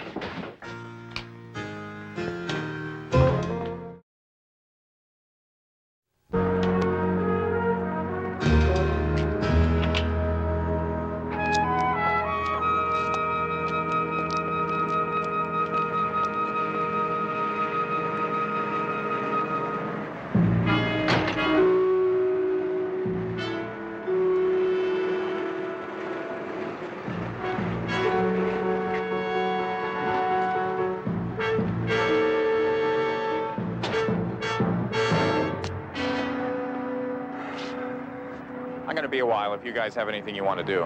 No, it's okay, Mitch. We'll keep on tap.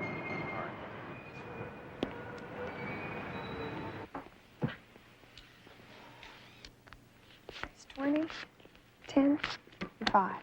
Have a good day.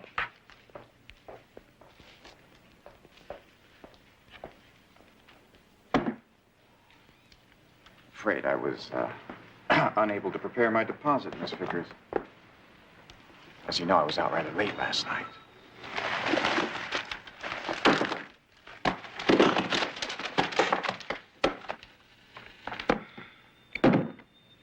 Please don't do this to me. Do what? This is what banks do, isn't it? Taking deposits? Are you telling me you want me to take my money to a different bank? No. No, that's fine. My business here is going to take some time. I suggest that you try another window. Now, I'm just trying to be helpful. I'd hate to see you lose your job again. So while we're talking, I thought that maybe you could be busy counting my money. Now, you just listen. Because what I'm going to tell you is going to change your life. Up until now, it has been strictly one way between us. All give and no take. Then, last night, when I saw you in that hallway wearing that nightgown, Stop it. I realized how easy it would be to stop giving and just take. Please, get away from me, please.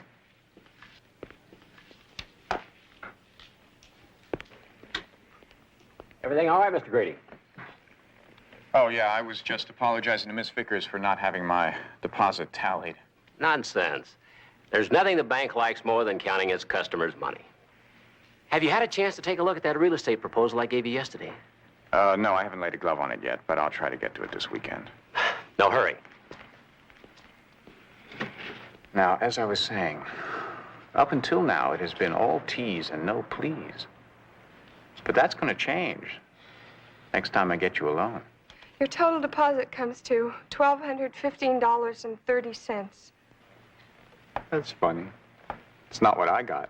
You said you hadn't counted it. I'm sorry, but you're just going to have to count it over again. I guess I lost track when your employer was talking to me. Now, as I was saying, just picture the two of us. You and me, up in my cabin. You could be wearing that nightgown that you had on last night. I'm going to be doing this. Come on now. Luis, you're going to have to take care of him. I'm sorry, Mr. Tan. I'm not feeling very well.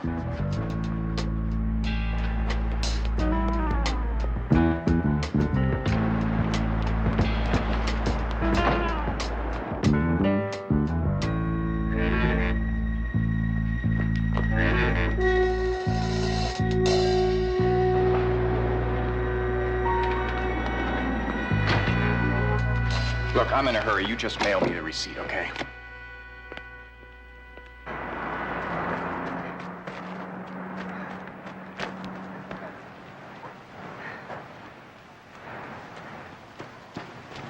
Amy! What did he say to you? I can't repeat it. Not bad, huh? Can't you do something? Amy, we need proof and we need witnesses. Look, we'll figure something out, okay? She go to the park again? Check. Mitch, you ought to be up to here trucking around after her. Why don't you dump her? Why don't you clean your fingernails, Kurt? So at least people won't know you're a mechanic until you open your mouth.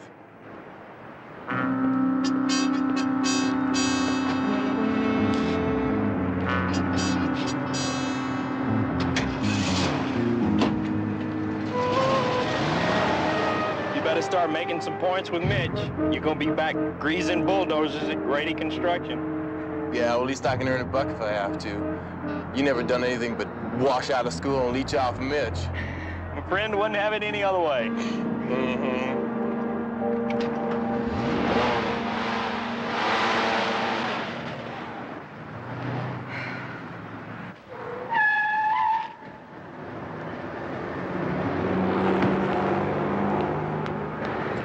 He sees you. What do we do now? I think maybe it's time I talk to him. Who's he? What's he doing here?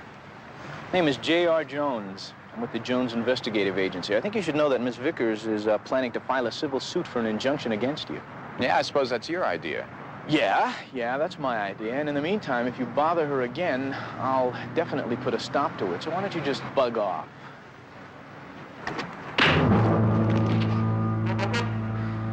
stay away from Miss Vickers, Grady.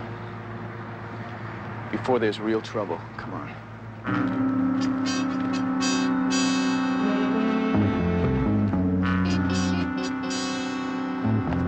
Hey, Joy. What happened? Well, who's he? He is some sort of private detective. J.R. Jones. You want us to get him? No. Not now. I will pick the time and I will pick the place.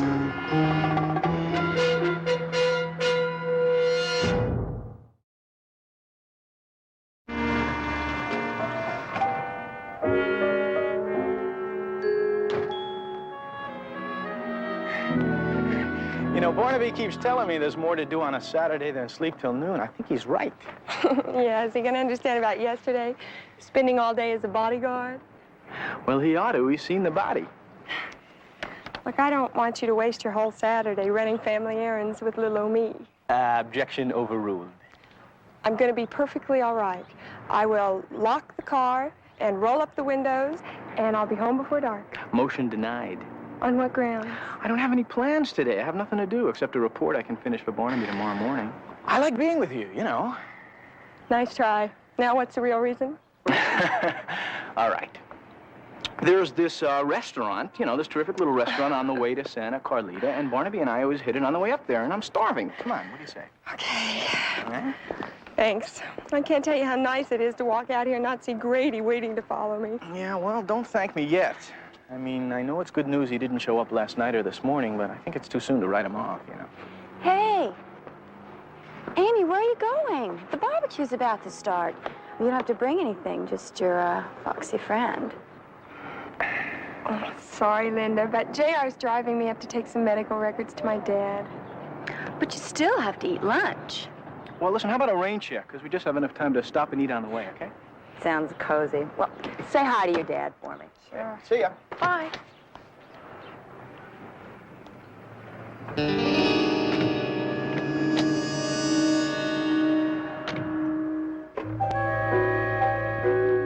Operator, go ahead on that call, please.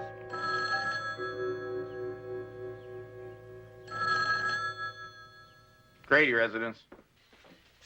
Yeah? What's he look like? It's that private eye you tangled with yesterday. Looks like they're heading for the freeway. Follow him, Felix. We're going to be heading out to join you. Check. We'll phone you for directions as soon as we get out on the road. Oh, and Felix, you lose him. You can park that rig by the side of the road and take the next bus out of town. Sure thing, Grady.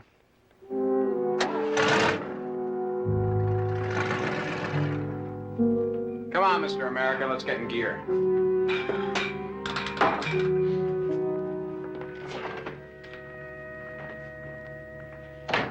It's not in your office, not in the files.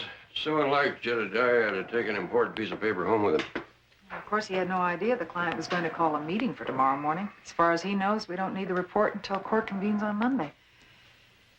Well, it looks as though J.R. has decided that this is the one Saturday he is not going to sleep in. The name of that young lady that was in here yesterday, Amy... Amy Vickers, I think she said. There's one sure way of getting Jedediah out of bed early on a weekend. It's a beautiful young damsel in distress. Right you are. I'll see if information has her listed.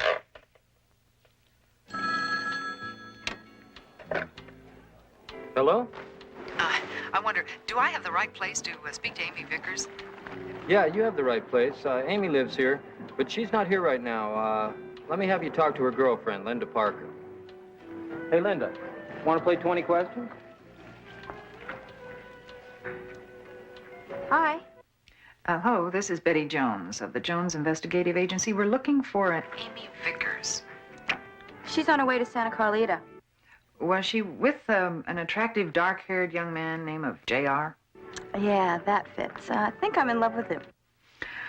Do you have any idea where they're going once they're in Santa Carlita? Sure. Amy's taking some medical records to her dad. He's in the hospital there, Midland, I think. His name's George. Any idea of when they left? 11-ish. I was just about to start the barbecue, but they had plans to eat someplace on the way. Well, thank you very much. You've been most helpful. It's a pleasure.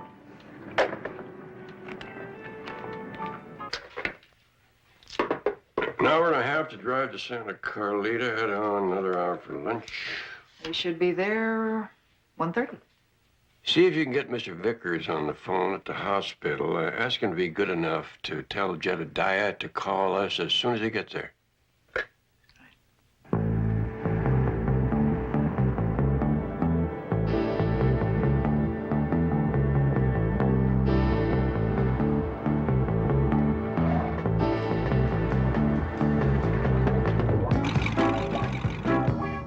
They've been in there almost an hour. Yeah, I could use some lunch myself. Later, when you've earned it.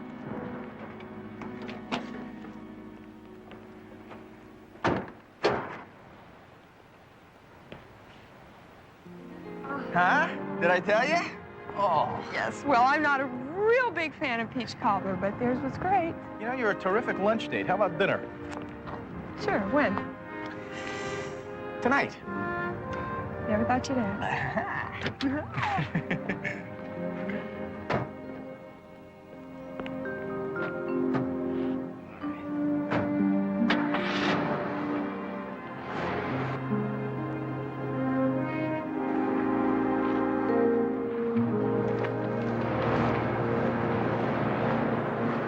Come on.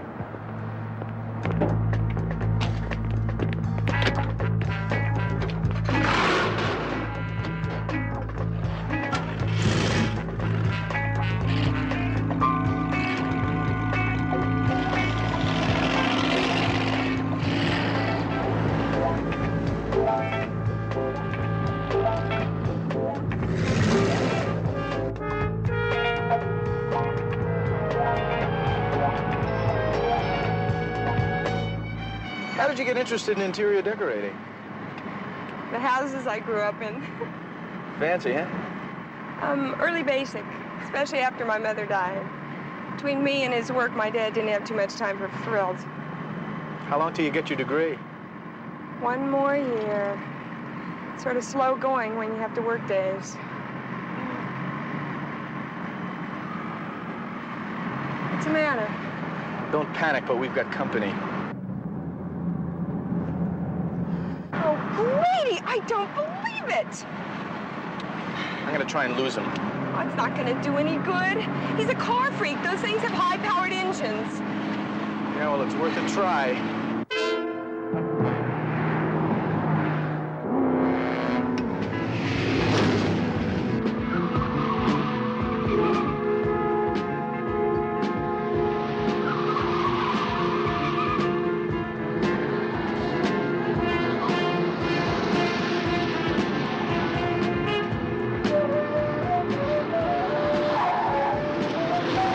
Hey, come on, hey, come on. Hey, just pull up. We just go.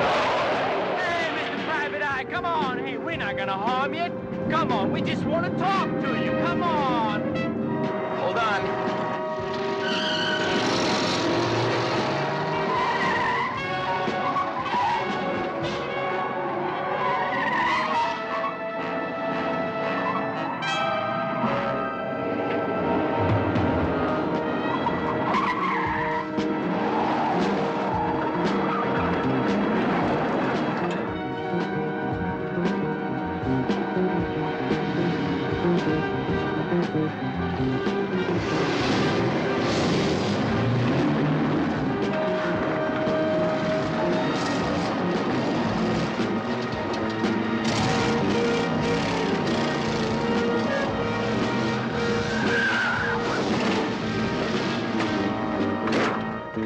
You all right?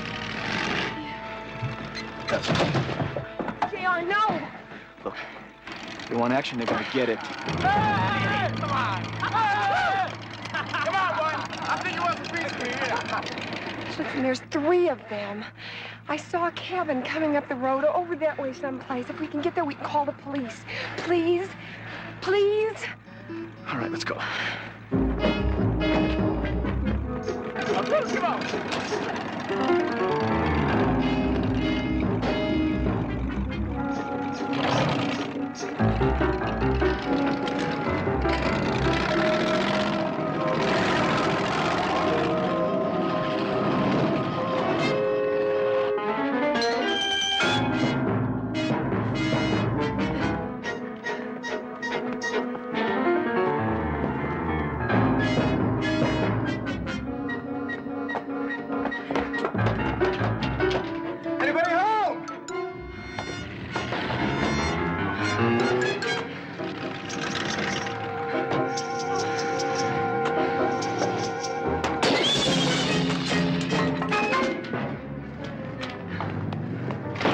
that phone works. That works. All right. Call the operator. Ask for the sheriff. Grady stepped over the line. He's breaking laws now. Operator, give me the sheriff.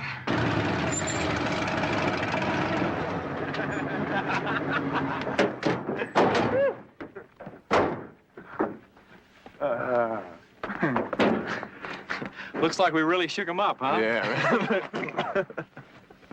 Hey, can we get some lunch now? No. Go and cut those telephone lines before they call the police. Oh, hey, that's right. Yeah. Hello.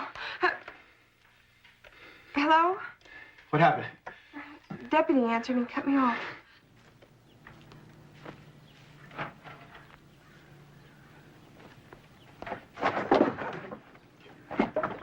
Hello, Sheriff. Listen, we're in this cabin by Santa Carlita, and there are 3 men who are after us. Hello? Hello? Hello? Cut us off. No. The line is dead. One of Grady's guys got it.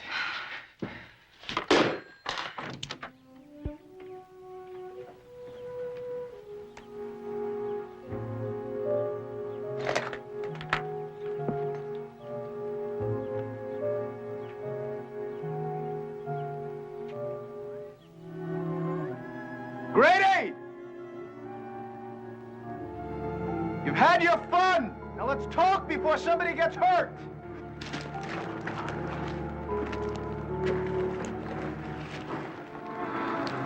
So what do we do now? Anything we want to do. Why don't we split? If you knew anything about military history, you'd know that the best generals never retreated when they had the advantage. Right. What if they got a call off to the cops before we pulled the wire out? Don't be stupid. If they had, our friend Jones wouldn't be so anxious to talk. Nah. Can't you see? This is the perfect place, and this is the perfect time.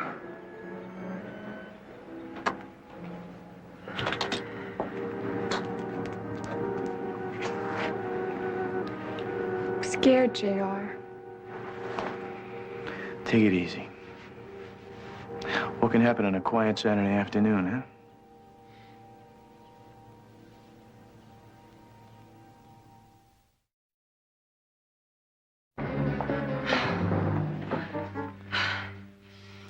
He's insane. He's never gonna let us go.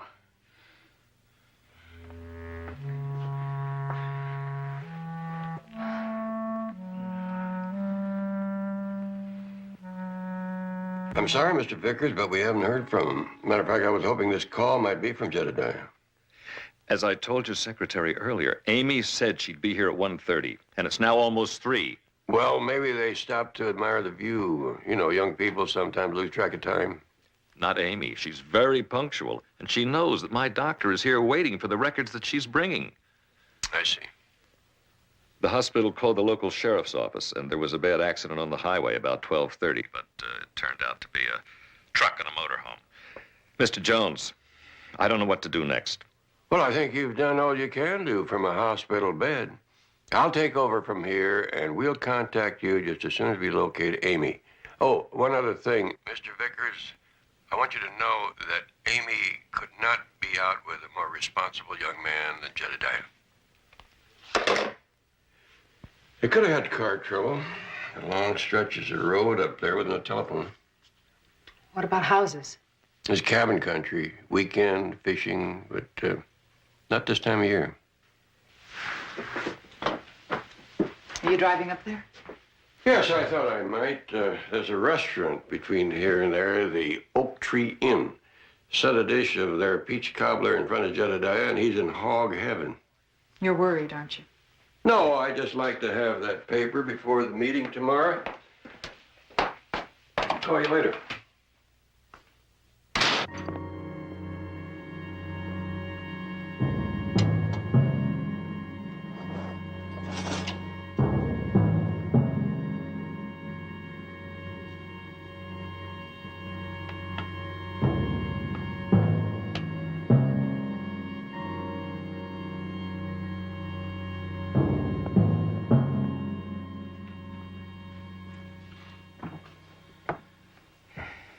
Might as well forget it. I'm not going to leave you here alone with him. Amy, look, we've got to play percentages here. Now, if they see you get away, they'll know you're coming back with the police. They're not going to hang around here chasing me. What if they catch you? What if it gets dark while we sit here arguing? I asked you first.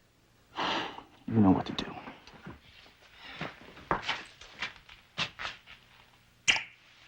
You be careful, okay?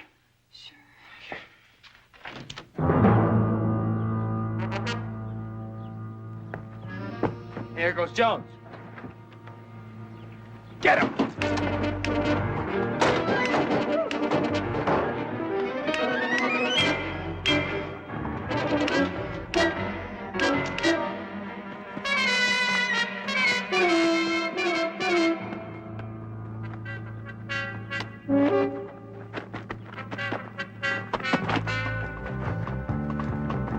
Hey, man, hold it. It's a trick. He should be heading back to the car. She's trying to slip. Come on.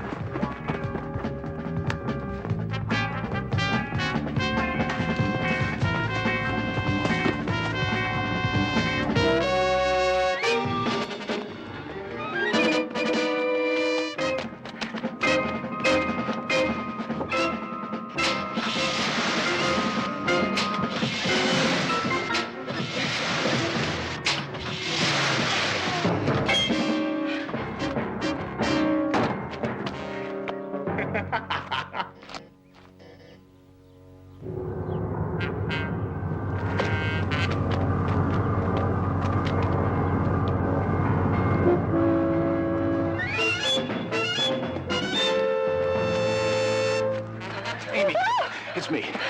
It didn't work. I'm sorry. Doesn't matter. The car wouldn't start anyway. We better get back to the cabin. All right, come on.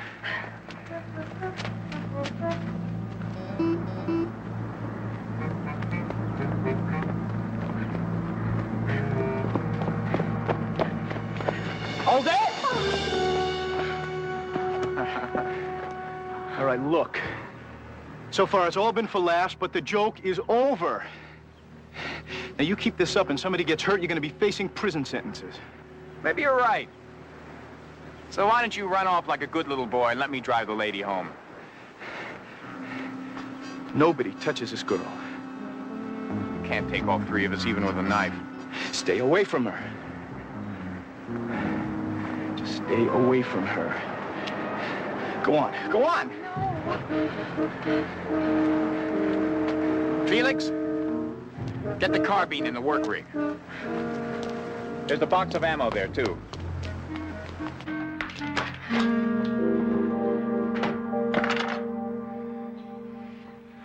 Don't mess around with the gun, Mitch.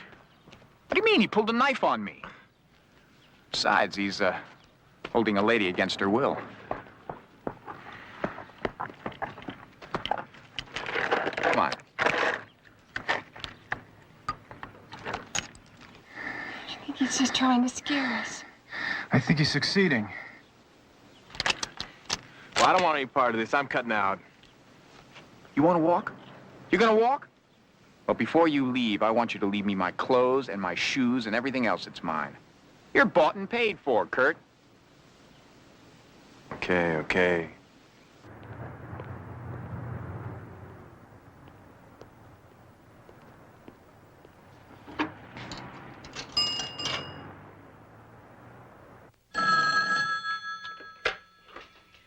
Barnaby Jones Investigations. May I help you? Oh, Betty, I'm at the restaurant. One of the waitresses here recognized Jedediah from his picture. She said that he and Amy left here at 1 o'clock. Have you heard from Amy's father? No, I've just talked to the doctor. They've had no word. And he said that the anxiety is not helping Mr. Vickers' condition. Oh, that's a shame. Well, at least I've narrowed it down to the 15 miles between here and the hospital. Maybe when I see him, I'll have some good news for him. Oh, I hope so. Please call me the minute you find them. Yes, I will.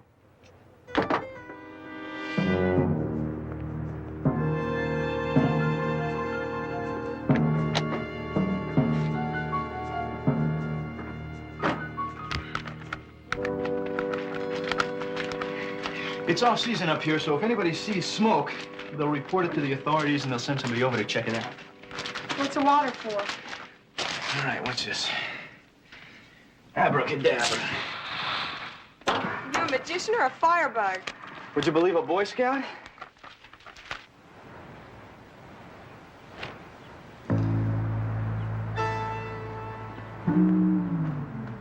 Go get me a blanket. Go get me a blanket! Hey, put the...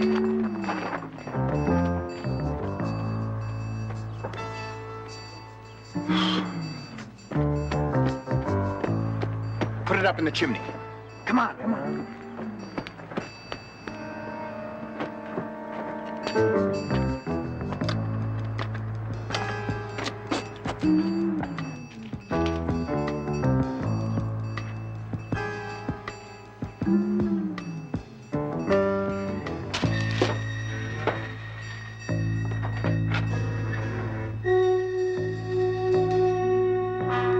They stuffed something in the fireplace. Open that window over there.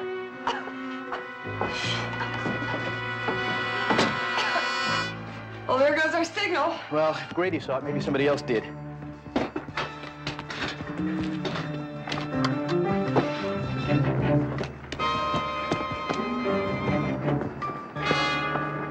Good work. Mitch?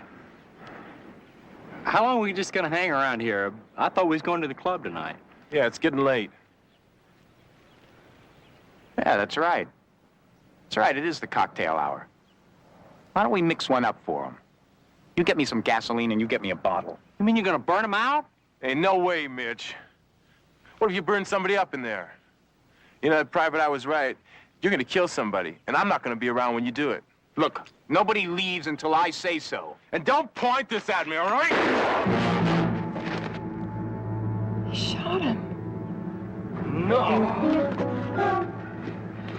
He's breathing, but he's bleeding bad. We gotta get him to a hospital, Mitch, fast. Yeah? How do you propose we explain this to the police? This and everything else that happened here today. Look, he might die in the hospital anyway. We could say it was an accident. Yeah, what about them? They saw it all.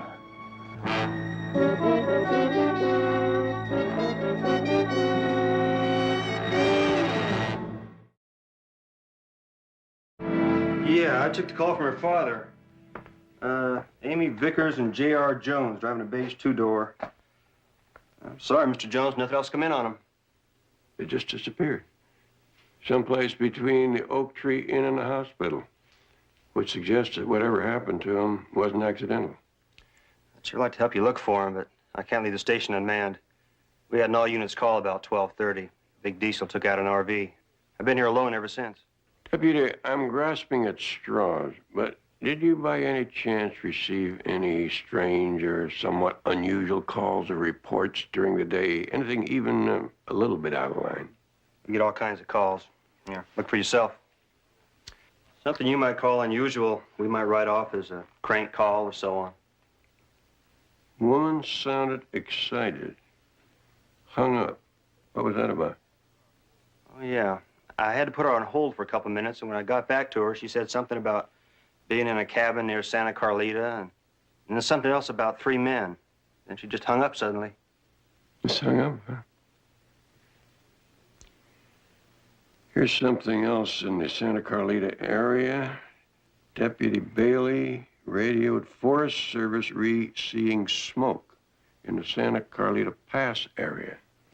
That's right. Jay Crawford, he's the ranger up in the tower, said he kept his glasses trained on the suspect area for about 20 minutes and drew a blank. False alarm. I'd still like to talk to him. I'm afraid you can't get him for about an hour now. He's out of the tower every day about this time, checking a new stand of seedlings. What was the deputy's name who reported the smoke? Joe Bailey. Off duty at 3.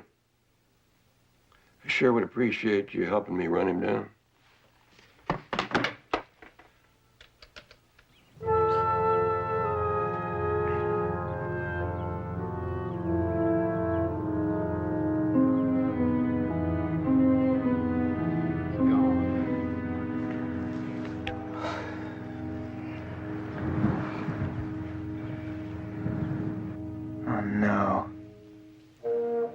The guy they shot's dead.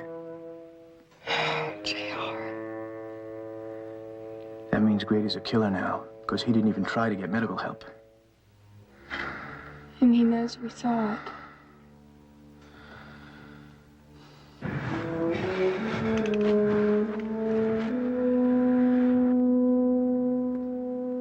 Hey, Mitch, we gotta get out of here. We gotta get far away, another country. You think I'm gonna spend the rest of my life on the run when I don't have to? All we have to do is take care of them and we're clean. Now go and get that cocktail.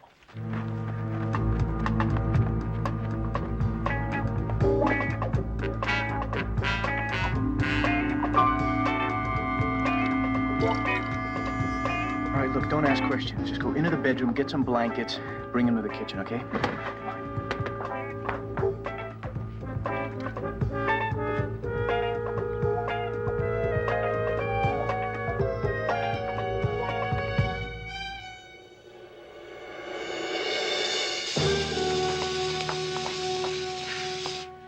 Now, can I ask?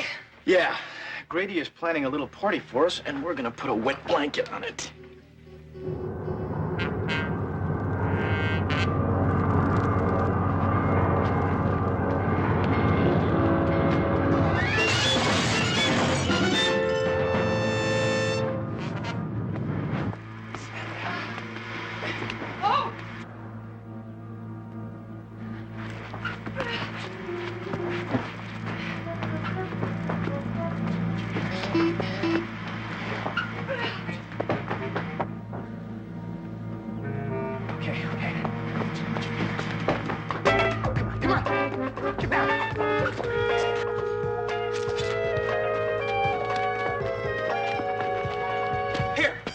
Fill this up. Fill up another bottle. Come on, hurry up! I think they're gonna try and do it again. I know it, okay. Calm down, now listen. Stay very low. They're gonna shoot at anything that moves. Go into the bedroom, get me some pillows, a belt, a rope, anything that ties. Go on.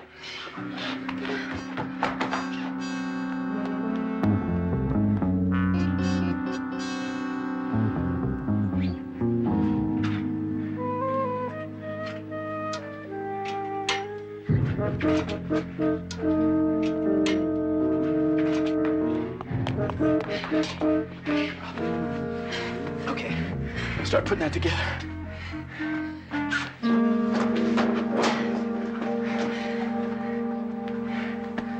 Thank you, Deputy, and I'll get back to you if I find out what the smoke was about.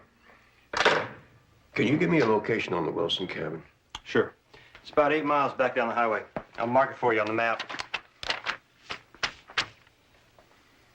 But even if someone's up there, building a fire in the middle of the day just doesn't make sense. It does if they were trying to attract attention.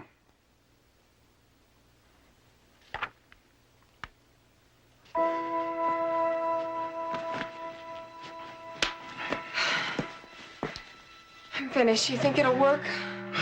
Well, it did for Sherlock Holmes in The Adventure of the Empty House. Will you be serious? I am serious.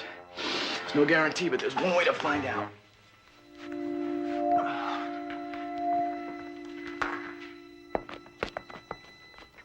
Come on. What took you so long? I had to find a bottle. All right, now look, I want you to throw it. Oh, no. All right. You want to do the shooting? All right, then you throw it, so I can be ready when they start fighting the fire. Hey, it looks like our friend Jones is getting a little bit careless. All right, there he goes. Get ready. Please be careful. I will.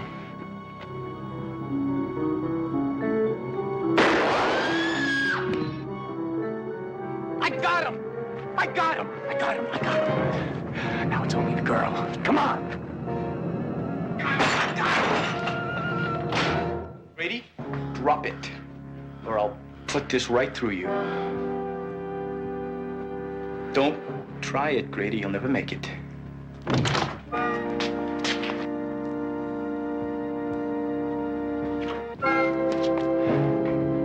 Grady, give me the rifle, butt first.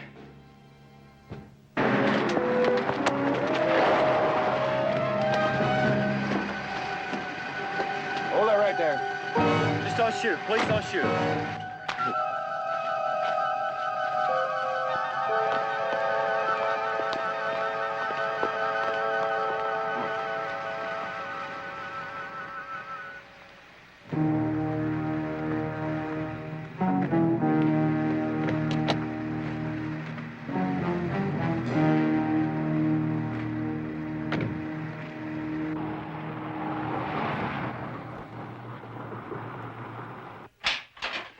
tell you the truth, I hope I can find it. I'm starving. How the two of you can think of dinner after what you've been through today is beyond me. I can't, Betty, but I don't want to be alone tonight. You ever think of retracing your steps? All right. Let me see. I was holding the papers in my hand. I was talking to Amy, and she, Oh, those papers. They're under the blotter here on your desk, JR. Oh, that's right. Your desk. Wonder why we never thought of looking on Jedediah's desk. Isn't that funny? That's the one place we didn't look. Okay, guys, give me a break. Amy, look, I have something to tell you. This isn't my desk. It's Barnaby's desk. I guess I just use it to get your attention. Well, you've got it. And divided. As a matter of fact, if you don't want me around anymore, you're going to need a court injunction. Court injunction? Well, let's see. We don't have any of those. How about dinner?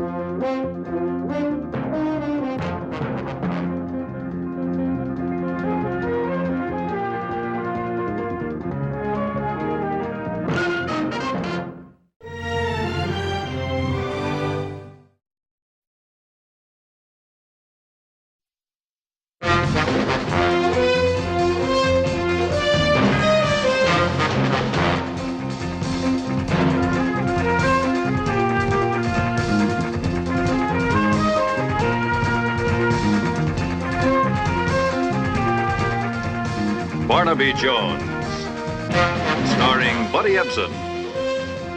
Also starring Lee Merriweather, with guest stars Bill Bixby, Louise Troy. Tonight's episode, To Denise with Love and Murder.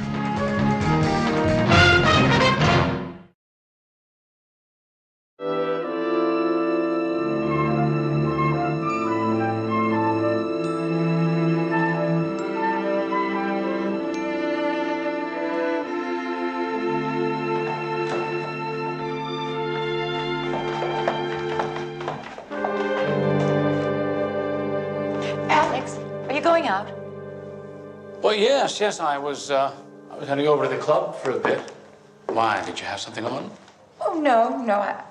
I just hoped we might do something together. Oh, well, good. Then why don't you come along with me? Maybe we can get up a foursome. Why don't we make it a twosome? And what do? Go to the park? And I'll carve our initials in a tree. Alex loves Hazel. Oh, Alex. Am I being that tiresome? No. You're being affectionate and possessive and obviously very proud to be seen with your husband, and I love it. Oh, I'm sorry. I seem to be doing a lot of apologizing lately, and I don't know why. Nor I. You don't have to apologize. Mrs. Chandler, you wanted on the phone. Who is it, Martha? I don't know. They wouldn't give a name. Oh. Well, I'll take it in the sitting room.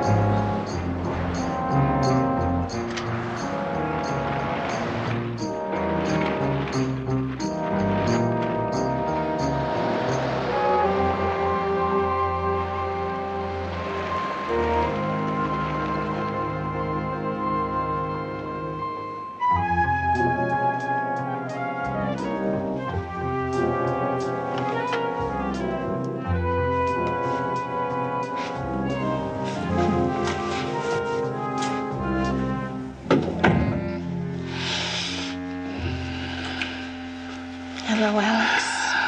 Hello.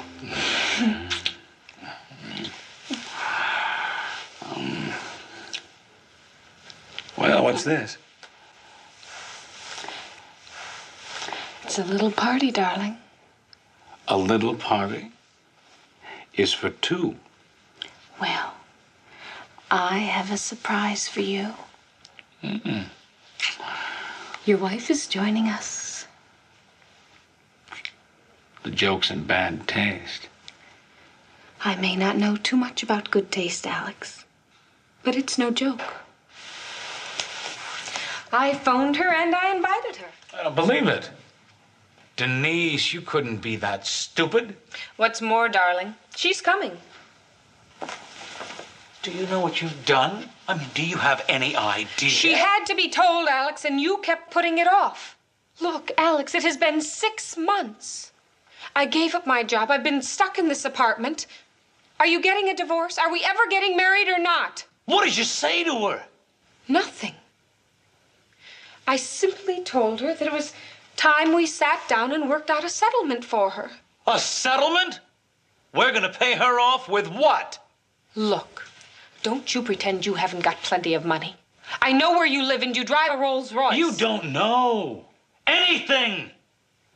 Now, I want you to call her back on the phone right now. You tell her you made a mistake. Do you understand? You tell her you got in touch with the wrong Mrs. Chandler. Just a minute, Alex. I'm telling you to call her right now, and I don't care what you say, but you keep her away from this place. You don't have any money, do you? It comes from her, doesn't it? Call her! It all comes from her, doesn't it, Alex? The money for the gifts? My ring? Well, I bet you she's even paying for this apartment. She's rich and you're... What are you, Alex? There's a word for men who marry rich, old women. What is it? I'm telling you to shut up. Come on, Alex. Say it. Say it, you gigolo!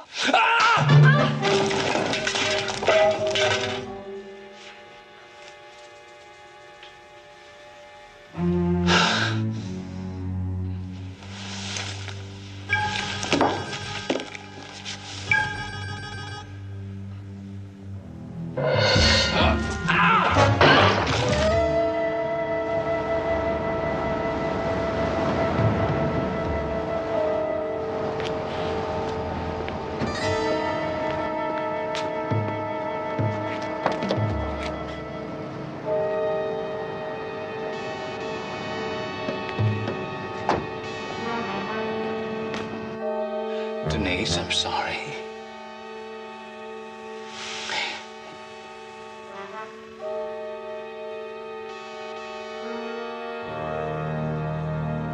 Denise.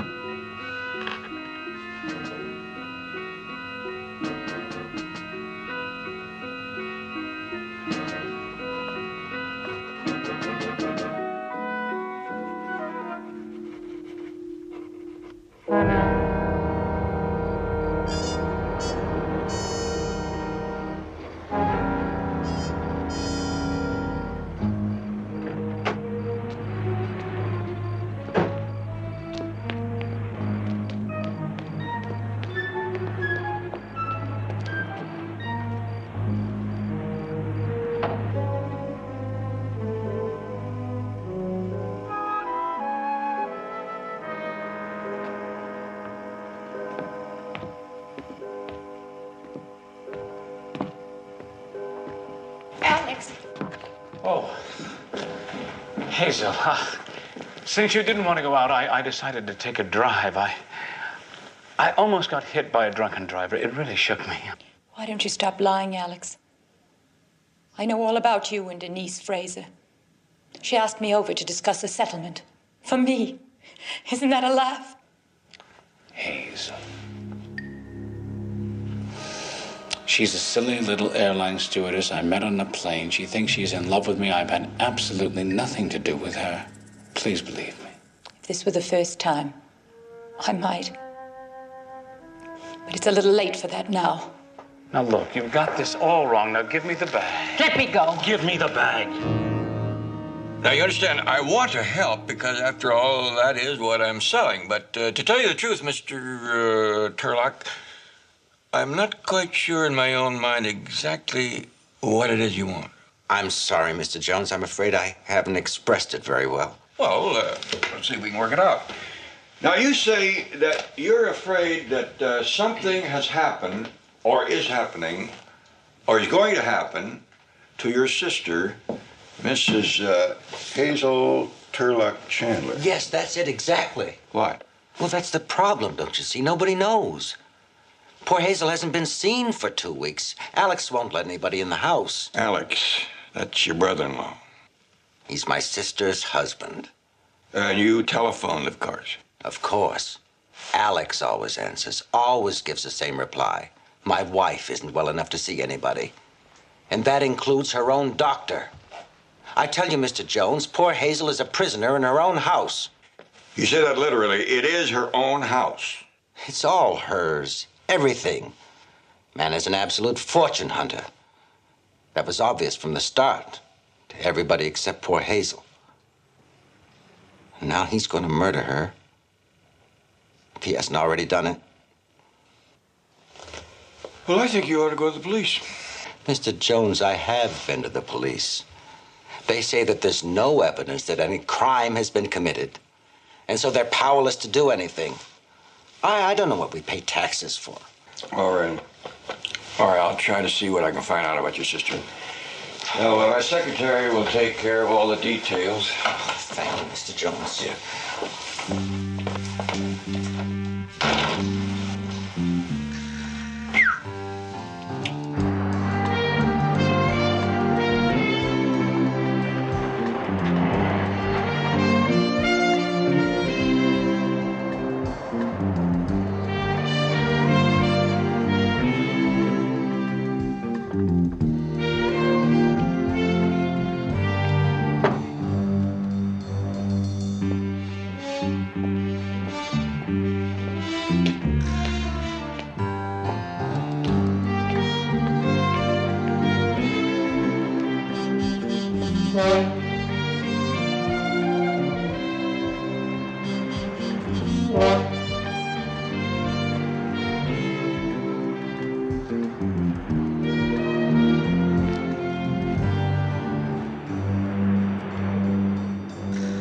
Aphids.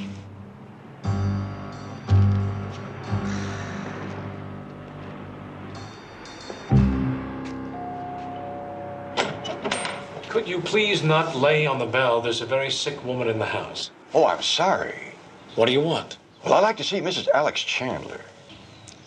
Well, she cannot be disturbed right now. If there's anything I can do, I'm her husband. Well, no, I have some papers that require Mrs. Chandler's signature. Yes, why don't you just give them to me? I'll have her sign them, and I will mail them to you. Well, I'm afraid that won't do because I have to witness her signature. It'll only take a moment. Then you'll have to come back another time. She's too sick to see anyone, doctor's orders. Well, if she's under a doctor's care, I could get her an extension. The doctor's name is... Look, I don't give a damn about your extension. I haven't got time to stand here and talk to you. Good day. Mr. Chandler, you gotta spray your roses.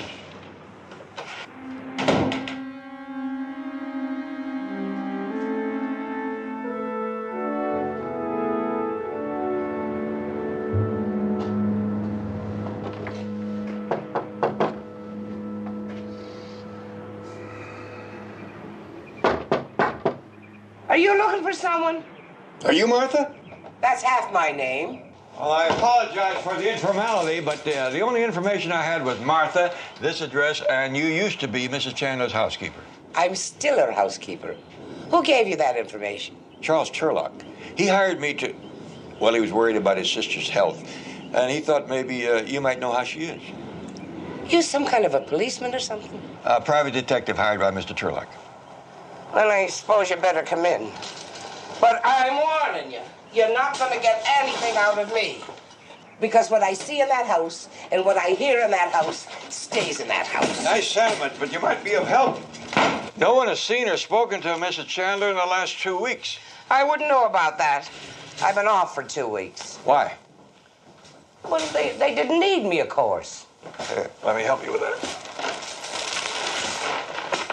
When was the last time you saw Mrs. Chandler? I just told you, 2 weeks ago. Ah, so you did, Martha. Was that when she laid you off? I wasn't laid off. Besides, it wasn't her. Mr. Chandler called me the next morning and said he wouldn't be needing me for a few days. Was Mrs. Chandler ailing or anything? She was going out for tea. Now, does that sound like ailing? Would you know with whom? The name was Denise Fraser. And don't ask me who she is, because I never heard of it before. You mean she invited Mrs. Chandler to tea and Mrs. Chandler went with a stranger? A stranger to me isn't necessarily a stranger to her. Would you know where? As a matter of fact, I do. Mrs. Chandler asked me to look it up for her in the map. It's in Glendale on Dadeland Street. But that's the last word you're going to get out of me. I respect your discretion, Martha. Mrs. Durant to you. Mrs. Durant, thank you very much, and the best of luck to you.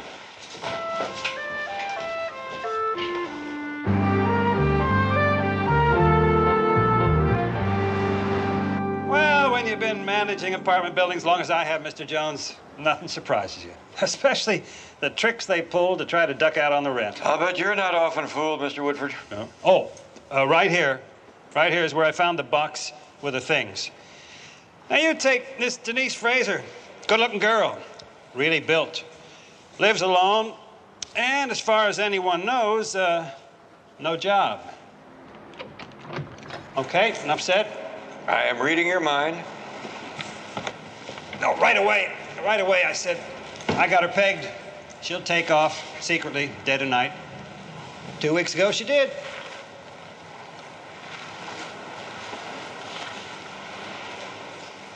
Denise Fraser. Take 3 times a day. Is all she left? Yep. Found her over there by the elevator where I showed you. Like she laid it down, then forgot it. Maybe she didn't have room for the stuff in her car. Oh, I doubt that, Mr. Jones. She drove away in a Rolls Royce. Did she now? Secretly, in the dead of the night. How do you know this, Mr. Wolford? I used to pass from the hall, right up and down the elevator with her. She wasn't a very friendly type.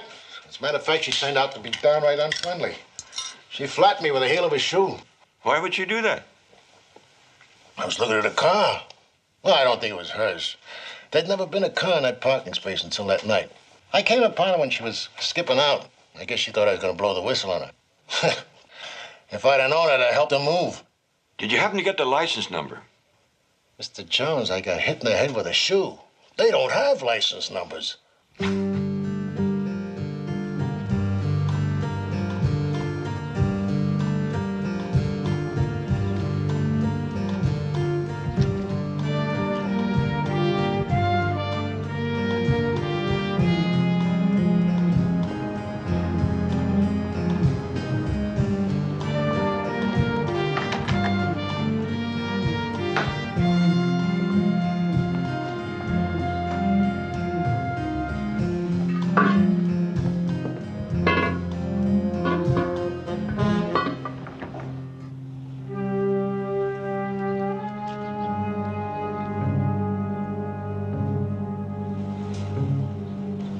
All right, mister, hold it right there. I have a gun on you. And if you don't believe it, make a quick move.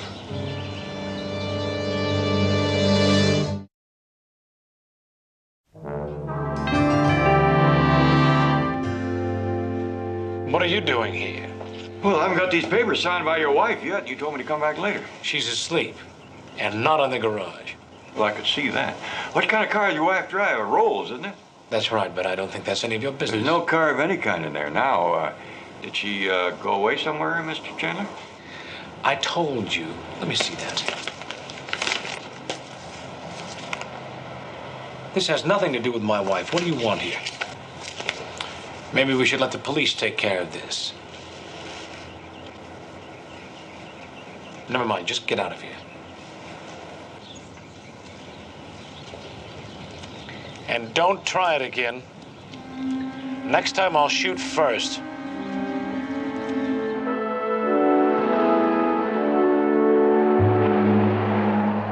Your sister was last seen 2 weeks ago when she left her house to visit a Denise Fraser. Who is she? I was counting a lot on your telling me who she is. She's no one I ever heard of. All we know about her is that she is a good-looking young lady who lived alone in an apartment in Glendale, minus job or car. Well, why would Hazel go to see her? I don't know, but I know that she went. A car just like hers was seen in the garage of the apartment house. Now it's missing. Do you think it's enough to force the police to take action? Yeah, I think so, along with the fact that Lieutenant Taylor's an old friend of mine.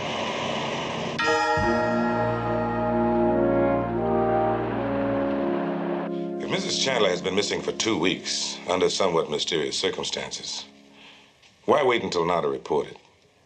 Well, in the beginning, the circumstances were not that mysterious. Quite the contrary. You see, Lieutenant, my wife has been going through a stage of slight emotional problems, and when she got upset, it was not uncommon for her to just jump in the car and drive off. Where? La Jolla, Santa Barbara, usually to visit friends. And, well, to save her embarrassment, I would cover for her by saying she was upstairs with a headache. And in a few days, she'd come back, and no one ever knew she was gone. And this time? I called La Jolla, Santa Barbara, Palm Springs, and none of her friends have even heard from her. And that's when you decided to turn in a missing persons report. Well, first, I called my lawyer for advice. Well, I told Mr. Chandler to hold off a while longer until I made some inquiries. And I'm sure you wouldn't be here, sir, if you'd found out anything. Well, I found out that Mrs. Chandler's family and friends in the city no longer believed she was at home sick. And it was becoming an increasing source of embarrassment to Mr. Chandler. Well, now, of course, the most important thing is, I'm worried sick.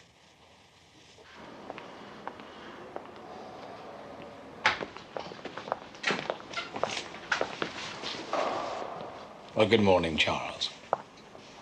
I was going to ask what you were doing here, but now that I see your friend, I think I can guess. Where's my sister?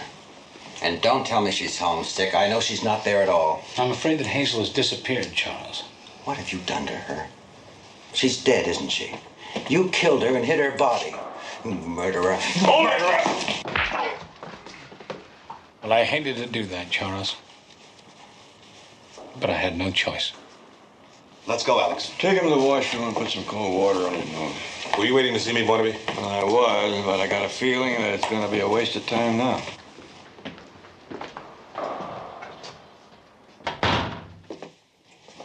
The housekeeper said Mrs. Chandler left at 3 p.m. to visit a woman she didn't know. Several hours later, her car was still in that apartment house garage. A witness saw a Rolls that may have been Mrs. Chandler's car, Barnaby. The tenant said he saw Denise Fraser check out of her apartment and a tearing her and drive away in a Rolls Royce. Mrs. Chandler hasn't been seen since, and neither has her car. Anything else, Barnaby? Yes. Her brother thinks she's been murdered. What's Chandler's story? He says his wife took off in a snit, leaving this note behind.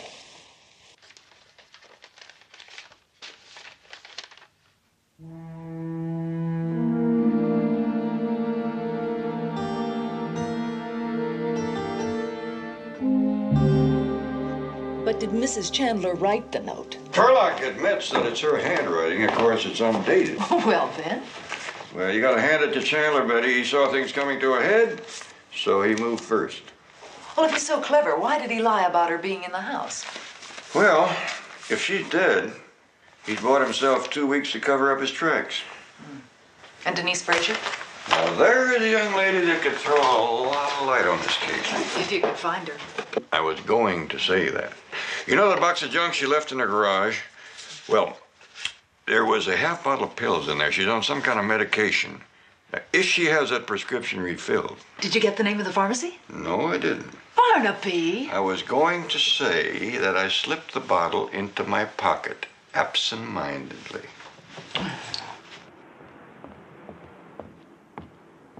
I wonder if I might be able to get a prescription refilled. Yes, Denise Frazier, 175062. Yes, that's Dr. Belfield. You do deliver, don't you? Oh, good. I just want to make sure that you don't send it to my old address. Right. Thank you very much. Try the Beckwith in Westchester. It's one of those swinging single apartments. Try it. You might like it. I just might.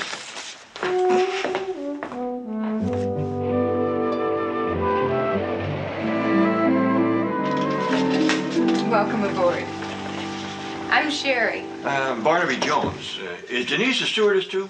Oh, that's all we have here, Mr. Jones. 4 of us share this place. Even though it doesn't look like it, we're hardly ever all here at once. Why did Denise move out? Well, all I can tell you is Denise met a man. She just quit her job and took off. She might have married him for all I know. I don't think so. Oh, he already was. Well, that's standard. Poor Denise. Where might she go if she broke up with him? Back to work, I guess. She's still a stewardess, Mr. Jones. She could deadhead on any flight anywhere in the country. Or out of the country? Sure. Do you happen to have a picture of her? I bet you've seen a picture of her plenty of times and never knew it. There she is. Oh, so that's Denise. Very pretty girl. Do you mind if I keep this? Oh, sure. Tear out the page. Thank you very much. You know, Denise was taking some sort of a medication for something. Do you know what it was for? Uh-huh. Air sickness.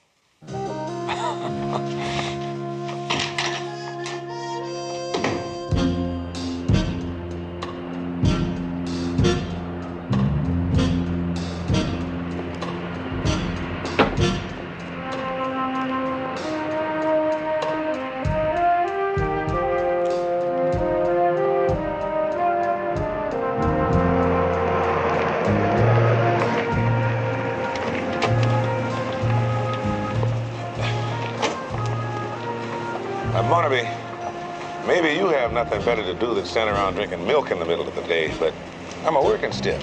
Maybe I can lighten your load, little Joe.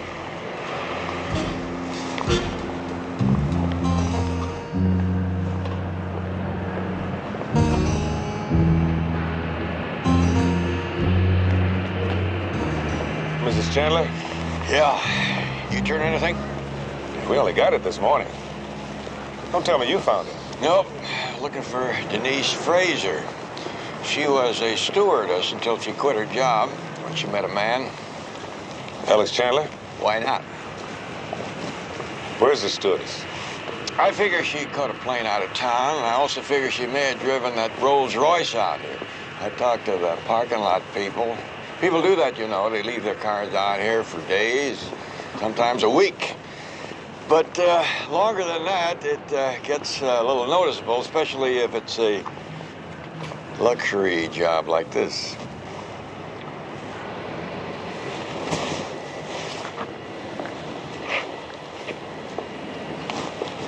Yep. Keys are on the visor. Of course, you checked it out already. Even looked in the trunk.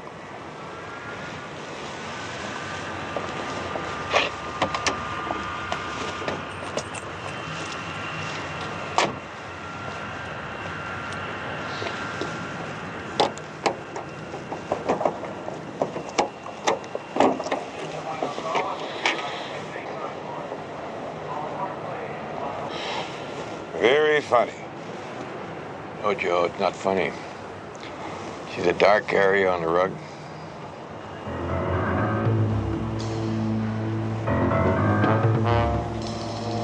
Blood? Blood.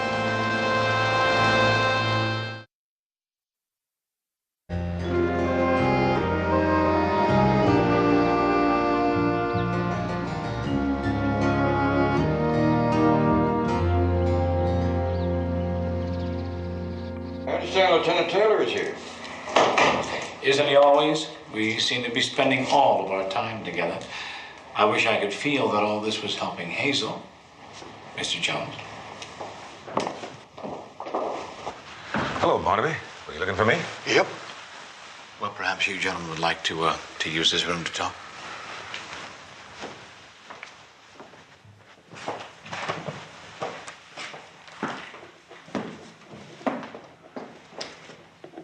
Well? The stain we found in the car trunk was blood. Type AB. Chandler's type O. We also found hair, woman's hair, skin scrapings, cloth fibers. Barnaby, I think he killed his wife and hid the body. Are you ready to make an arrest? Without the body, the evidence is circumstantial. Sorry, Lieutenant. Can we see you upstairs for a minute? Right. I'll hang around for a while, Barnaby.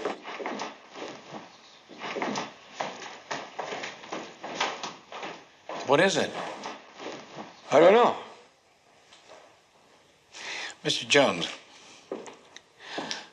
I know you think I killed my wife, but you couldn't be more wrong. Now, she's alive somewhere, I know that.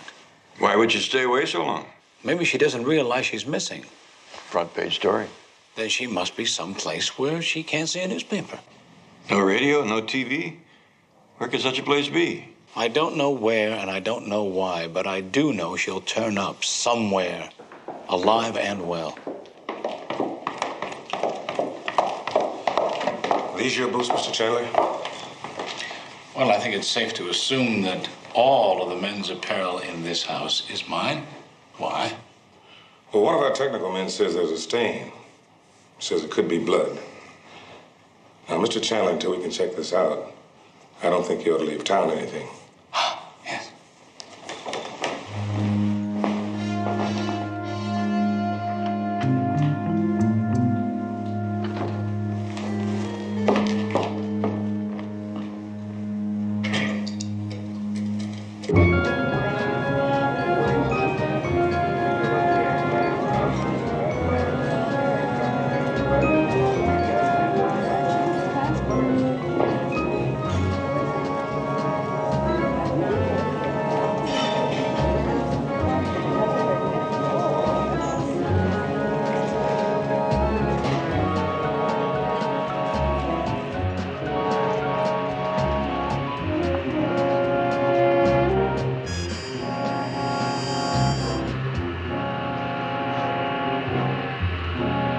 Mr. Chandler.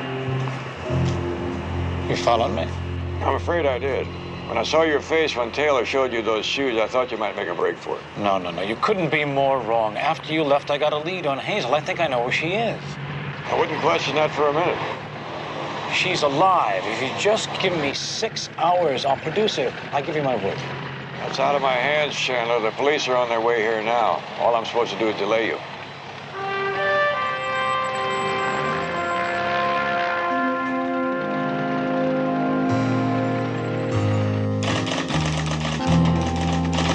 Where's Jones? I've got to see him. Mr. Turlock, just a second. I'll see if he's busy. Mr. Turlock? He's out. He's been released. Chandler? How do you know? It was on the news. I heard it on the car radio. Betty, get me Lieutenant Taylor. Right. They arrest him one day and release him the next for murder? How can that be? Well, that's what we're going to find out. But he murdered my sister, and now he's out walking the streets. What kind of a police department do we have? Mr. Turlock, just settle down. Barnaby, Lieutenant Taylor on line 2. Joe? Yeah, Barnaby. Yeah, your information is correct. His lawyer got him written out in his custody. 5 days. We've either got to charge him or kick him loose. Well, the blood on Chandler's shoes matched that in the trunk of the car, didn't it? Well, that's your connection. Yeah, but the DA wants to see a body, and we can't find it. What attempt to flee the country? He had a ticket to New Mexico. New Mexico? Albuquerque, New Mexico. Betty, give me the business office of the phone company, talk to my friend there, ask him if they have any record of any phone calls between Albuquerque and the Chandler house recently. Right. Mr. Jones, what's this all about? Denise Fraser is in New Mexico. I'll bet you that Chandler was on his way there to pick her up and then on to Canada or Brazil or someplace out of the country. That's the only way it makes sense. They're checking the billings now. Yes. 2 recent calls to Albuquerque. Charged to that number? 1 call there, 1 collect call from Albuquerque. And the name of the party, I'm sorry, in Albuquerque? Logan's Trading Post? Outside of Albuquerque. Thank you.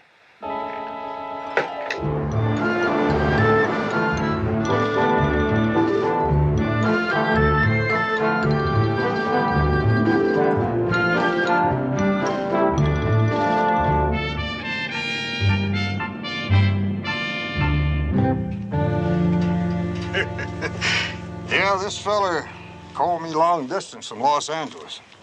He wanted to know if anybody was staying up to the old Double Circle Ranch. Well, shucks, mister, I said. We ain't had a delivery up there in 5, maybe 6 years. Place is all boarded up, tumbled down. Ain't nothing up there no more. So he said, well, now, if you ain't been up there, how do you know that somebody ain't staying up there? I guess he had you there. I reckon you're right. So I said to this fella in Los Angeles, I said, the next time the boy has a run up that way, I'll tell him to stop by and have a look around. I bet you'd never guess what he saw. A woman. Yeah, a woman.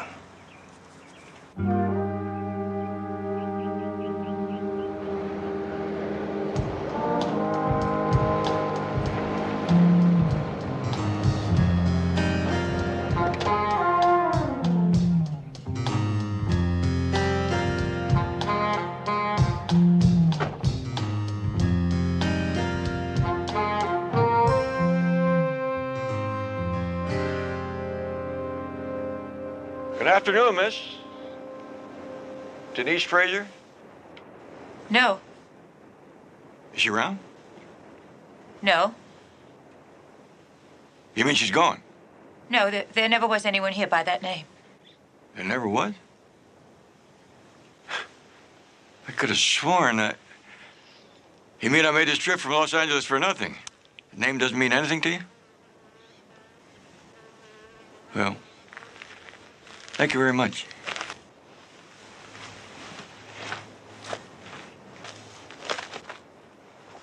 Miss Chandler! Yes? Miss Chandler! Don't you know what's happened? Everybody thinks you're dead and buried. Really? How did I die? You were murdered. By your husband.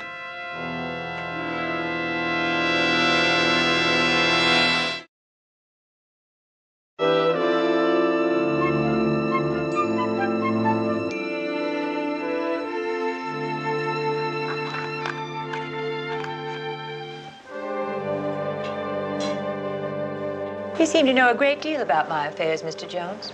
I know you left your house to call on Denise Fraser. After that, nothing. Do you know who she is? I suspect she's your husband's girlfriend.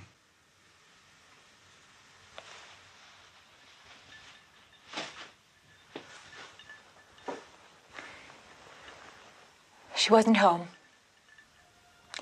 At least she didn't answer my ring. I don't know why. So I decided to go away somewhere, think things out. Then Alex came home with the car. We had an argument. I left. I had to find a place Alex couldn't think of. I remember the ranch.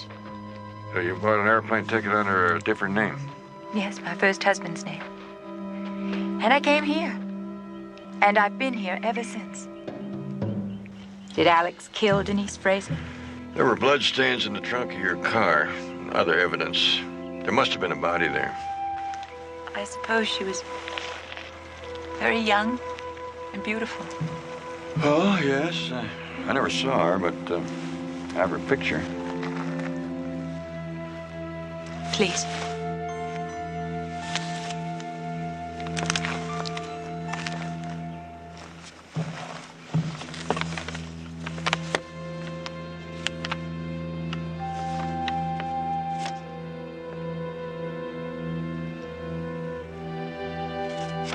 She is lovely. They look so nice in those uniforms. That's how he met her. Alex is a pilot. He was.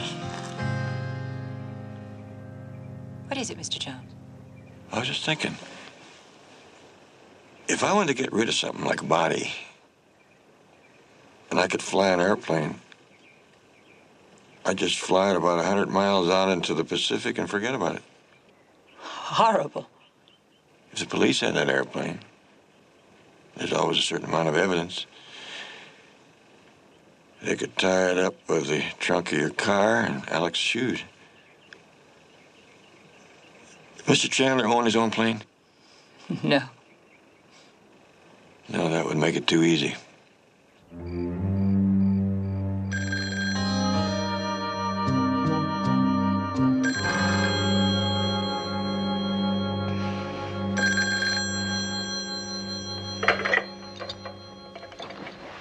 Hello. Hello. Hazel? Hazel, where are you? Alex, I just saw a newspaper for the first time in 3 weeks. What's this nonsense that I'm missing?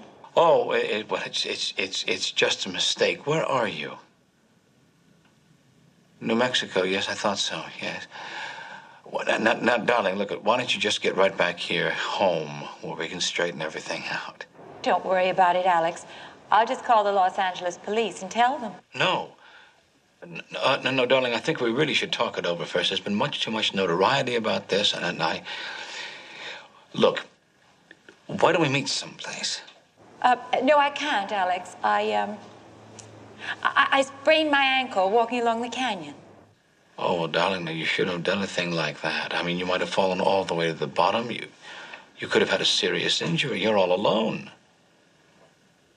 Nobody knows you're there. Well, you might not have been discovered for weeks. No. I'll tell you, you just stay there, and I'll be right down to get you. No, I won't hear of it. I want you to stay there. You get some sleep. I'm flying down immediately. And I'll be there by the crack of dawn. Yes. Oh, and darling, I do love you very much.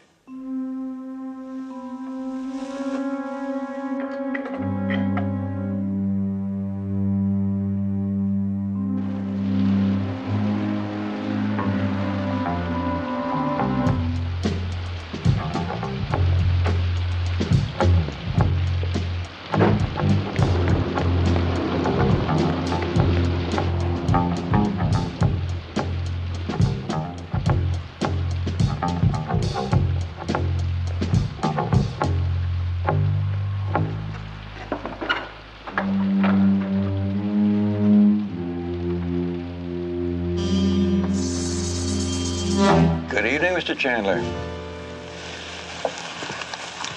Following me again? Afraid so, but it's been very profitable. You're a pilot. What about it? Well, you must see that answers the big question, where you hid the body. Out to sea, and nobody will ever find it. Mr. Jones, I'm going to tell you this one more time. I did not murder my wife. She is not dead, and by tomorrow I'll be able to prove that. Well, I'm not talking about your wife. I know she's alive. You murdered Denise Fraser. Jones, I've taken just about all I'm going to out of you. You know, there's bound to be traces of blood and skin and clothes in there, just the same as in the car trunk. And blood is very hard to wash out completely, Mr. Chandler. I might say almost impossible. If this is a plane you used to dispose of Denise... It isn't. If it isn't, I've blown the whole case against you. But it is the one, isn't it, Mr. Chandler?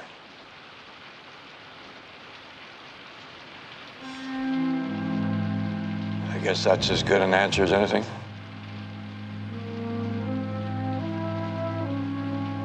Get in the plane. For a ride out to sea? No, this time I'm taking another direction. Over mountainous terrain, but they won't be able to find you. Get in. You don't think I'm fool enough to confront a murderer at night in a dark hangar alone, do you? Cops? Yep.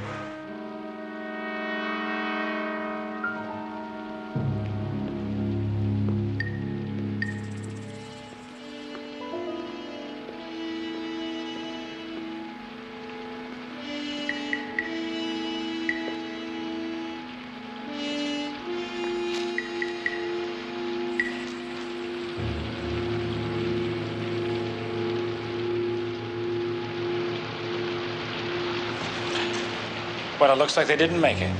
I called them. You're lying. Get in the plane.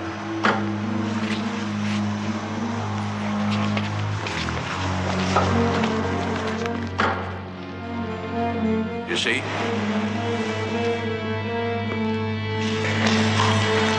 All right, freeze, Chandler. Slide it over.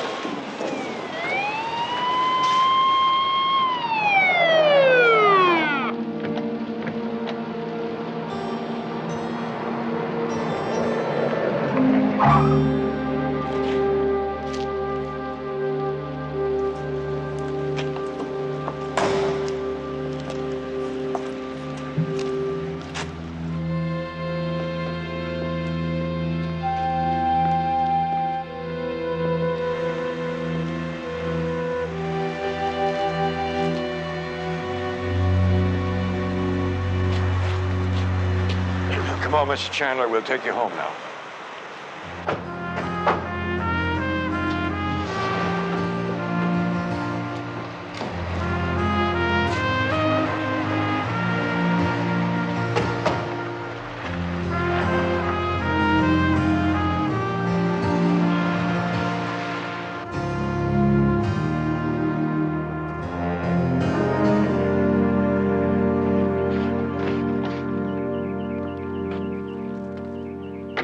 Over here, Mr. Jones.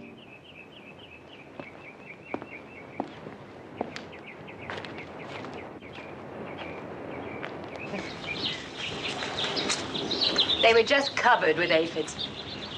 But I think they're all right now. Are you all right? No, not yet. But I'm getting there.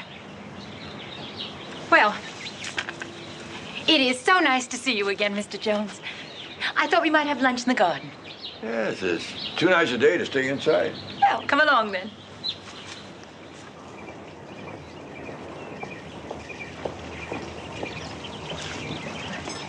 Mr. Jones. Hello, Mr. Turlock. And the top of the morning to you, Mrs. Durant. Lunch is served. Well, can't win them all. Shall we?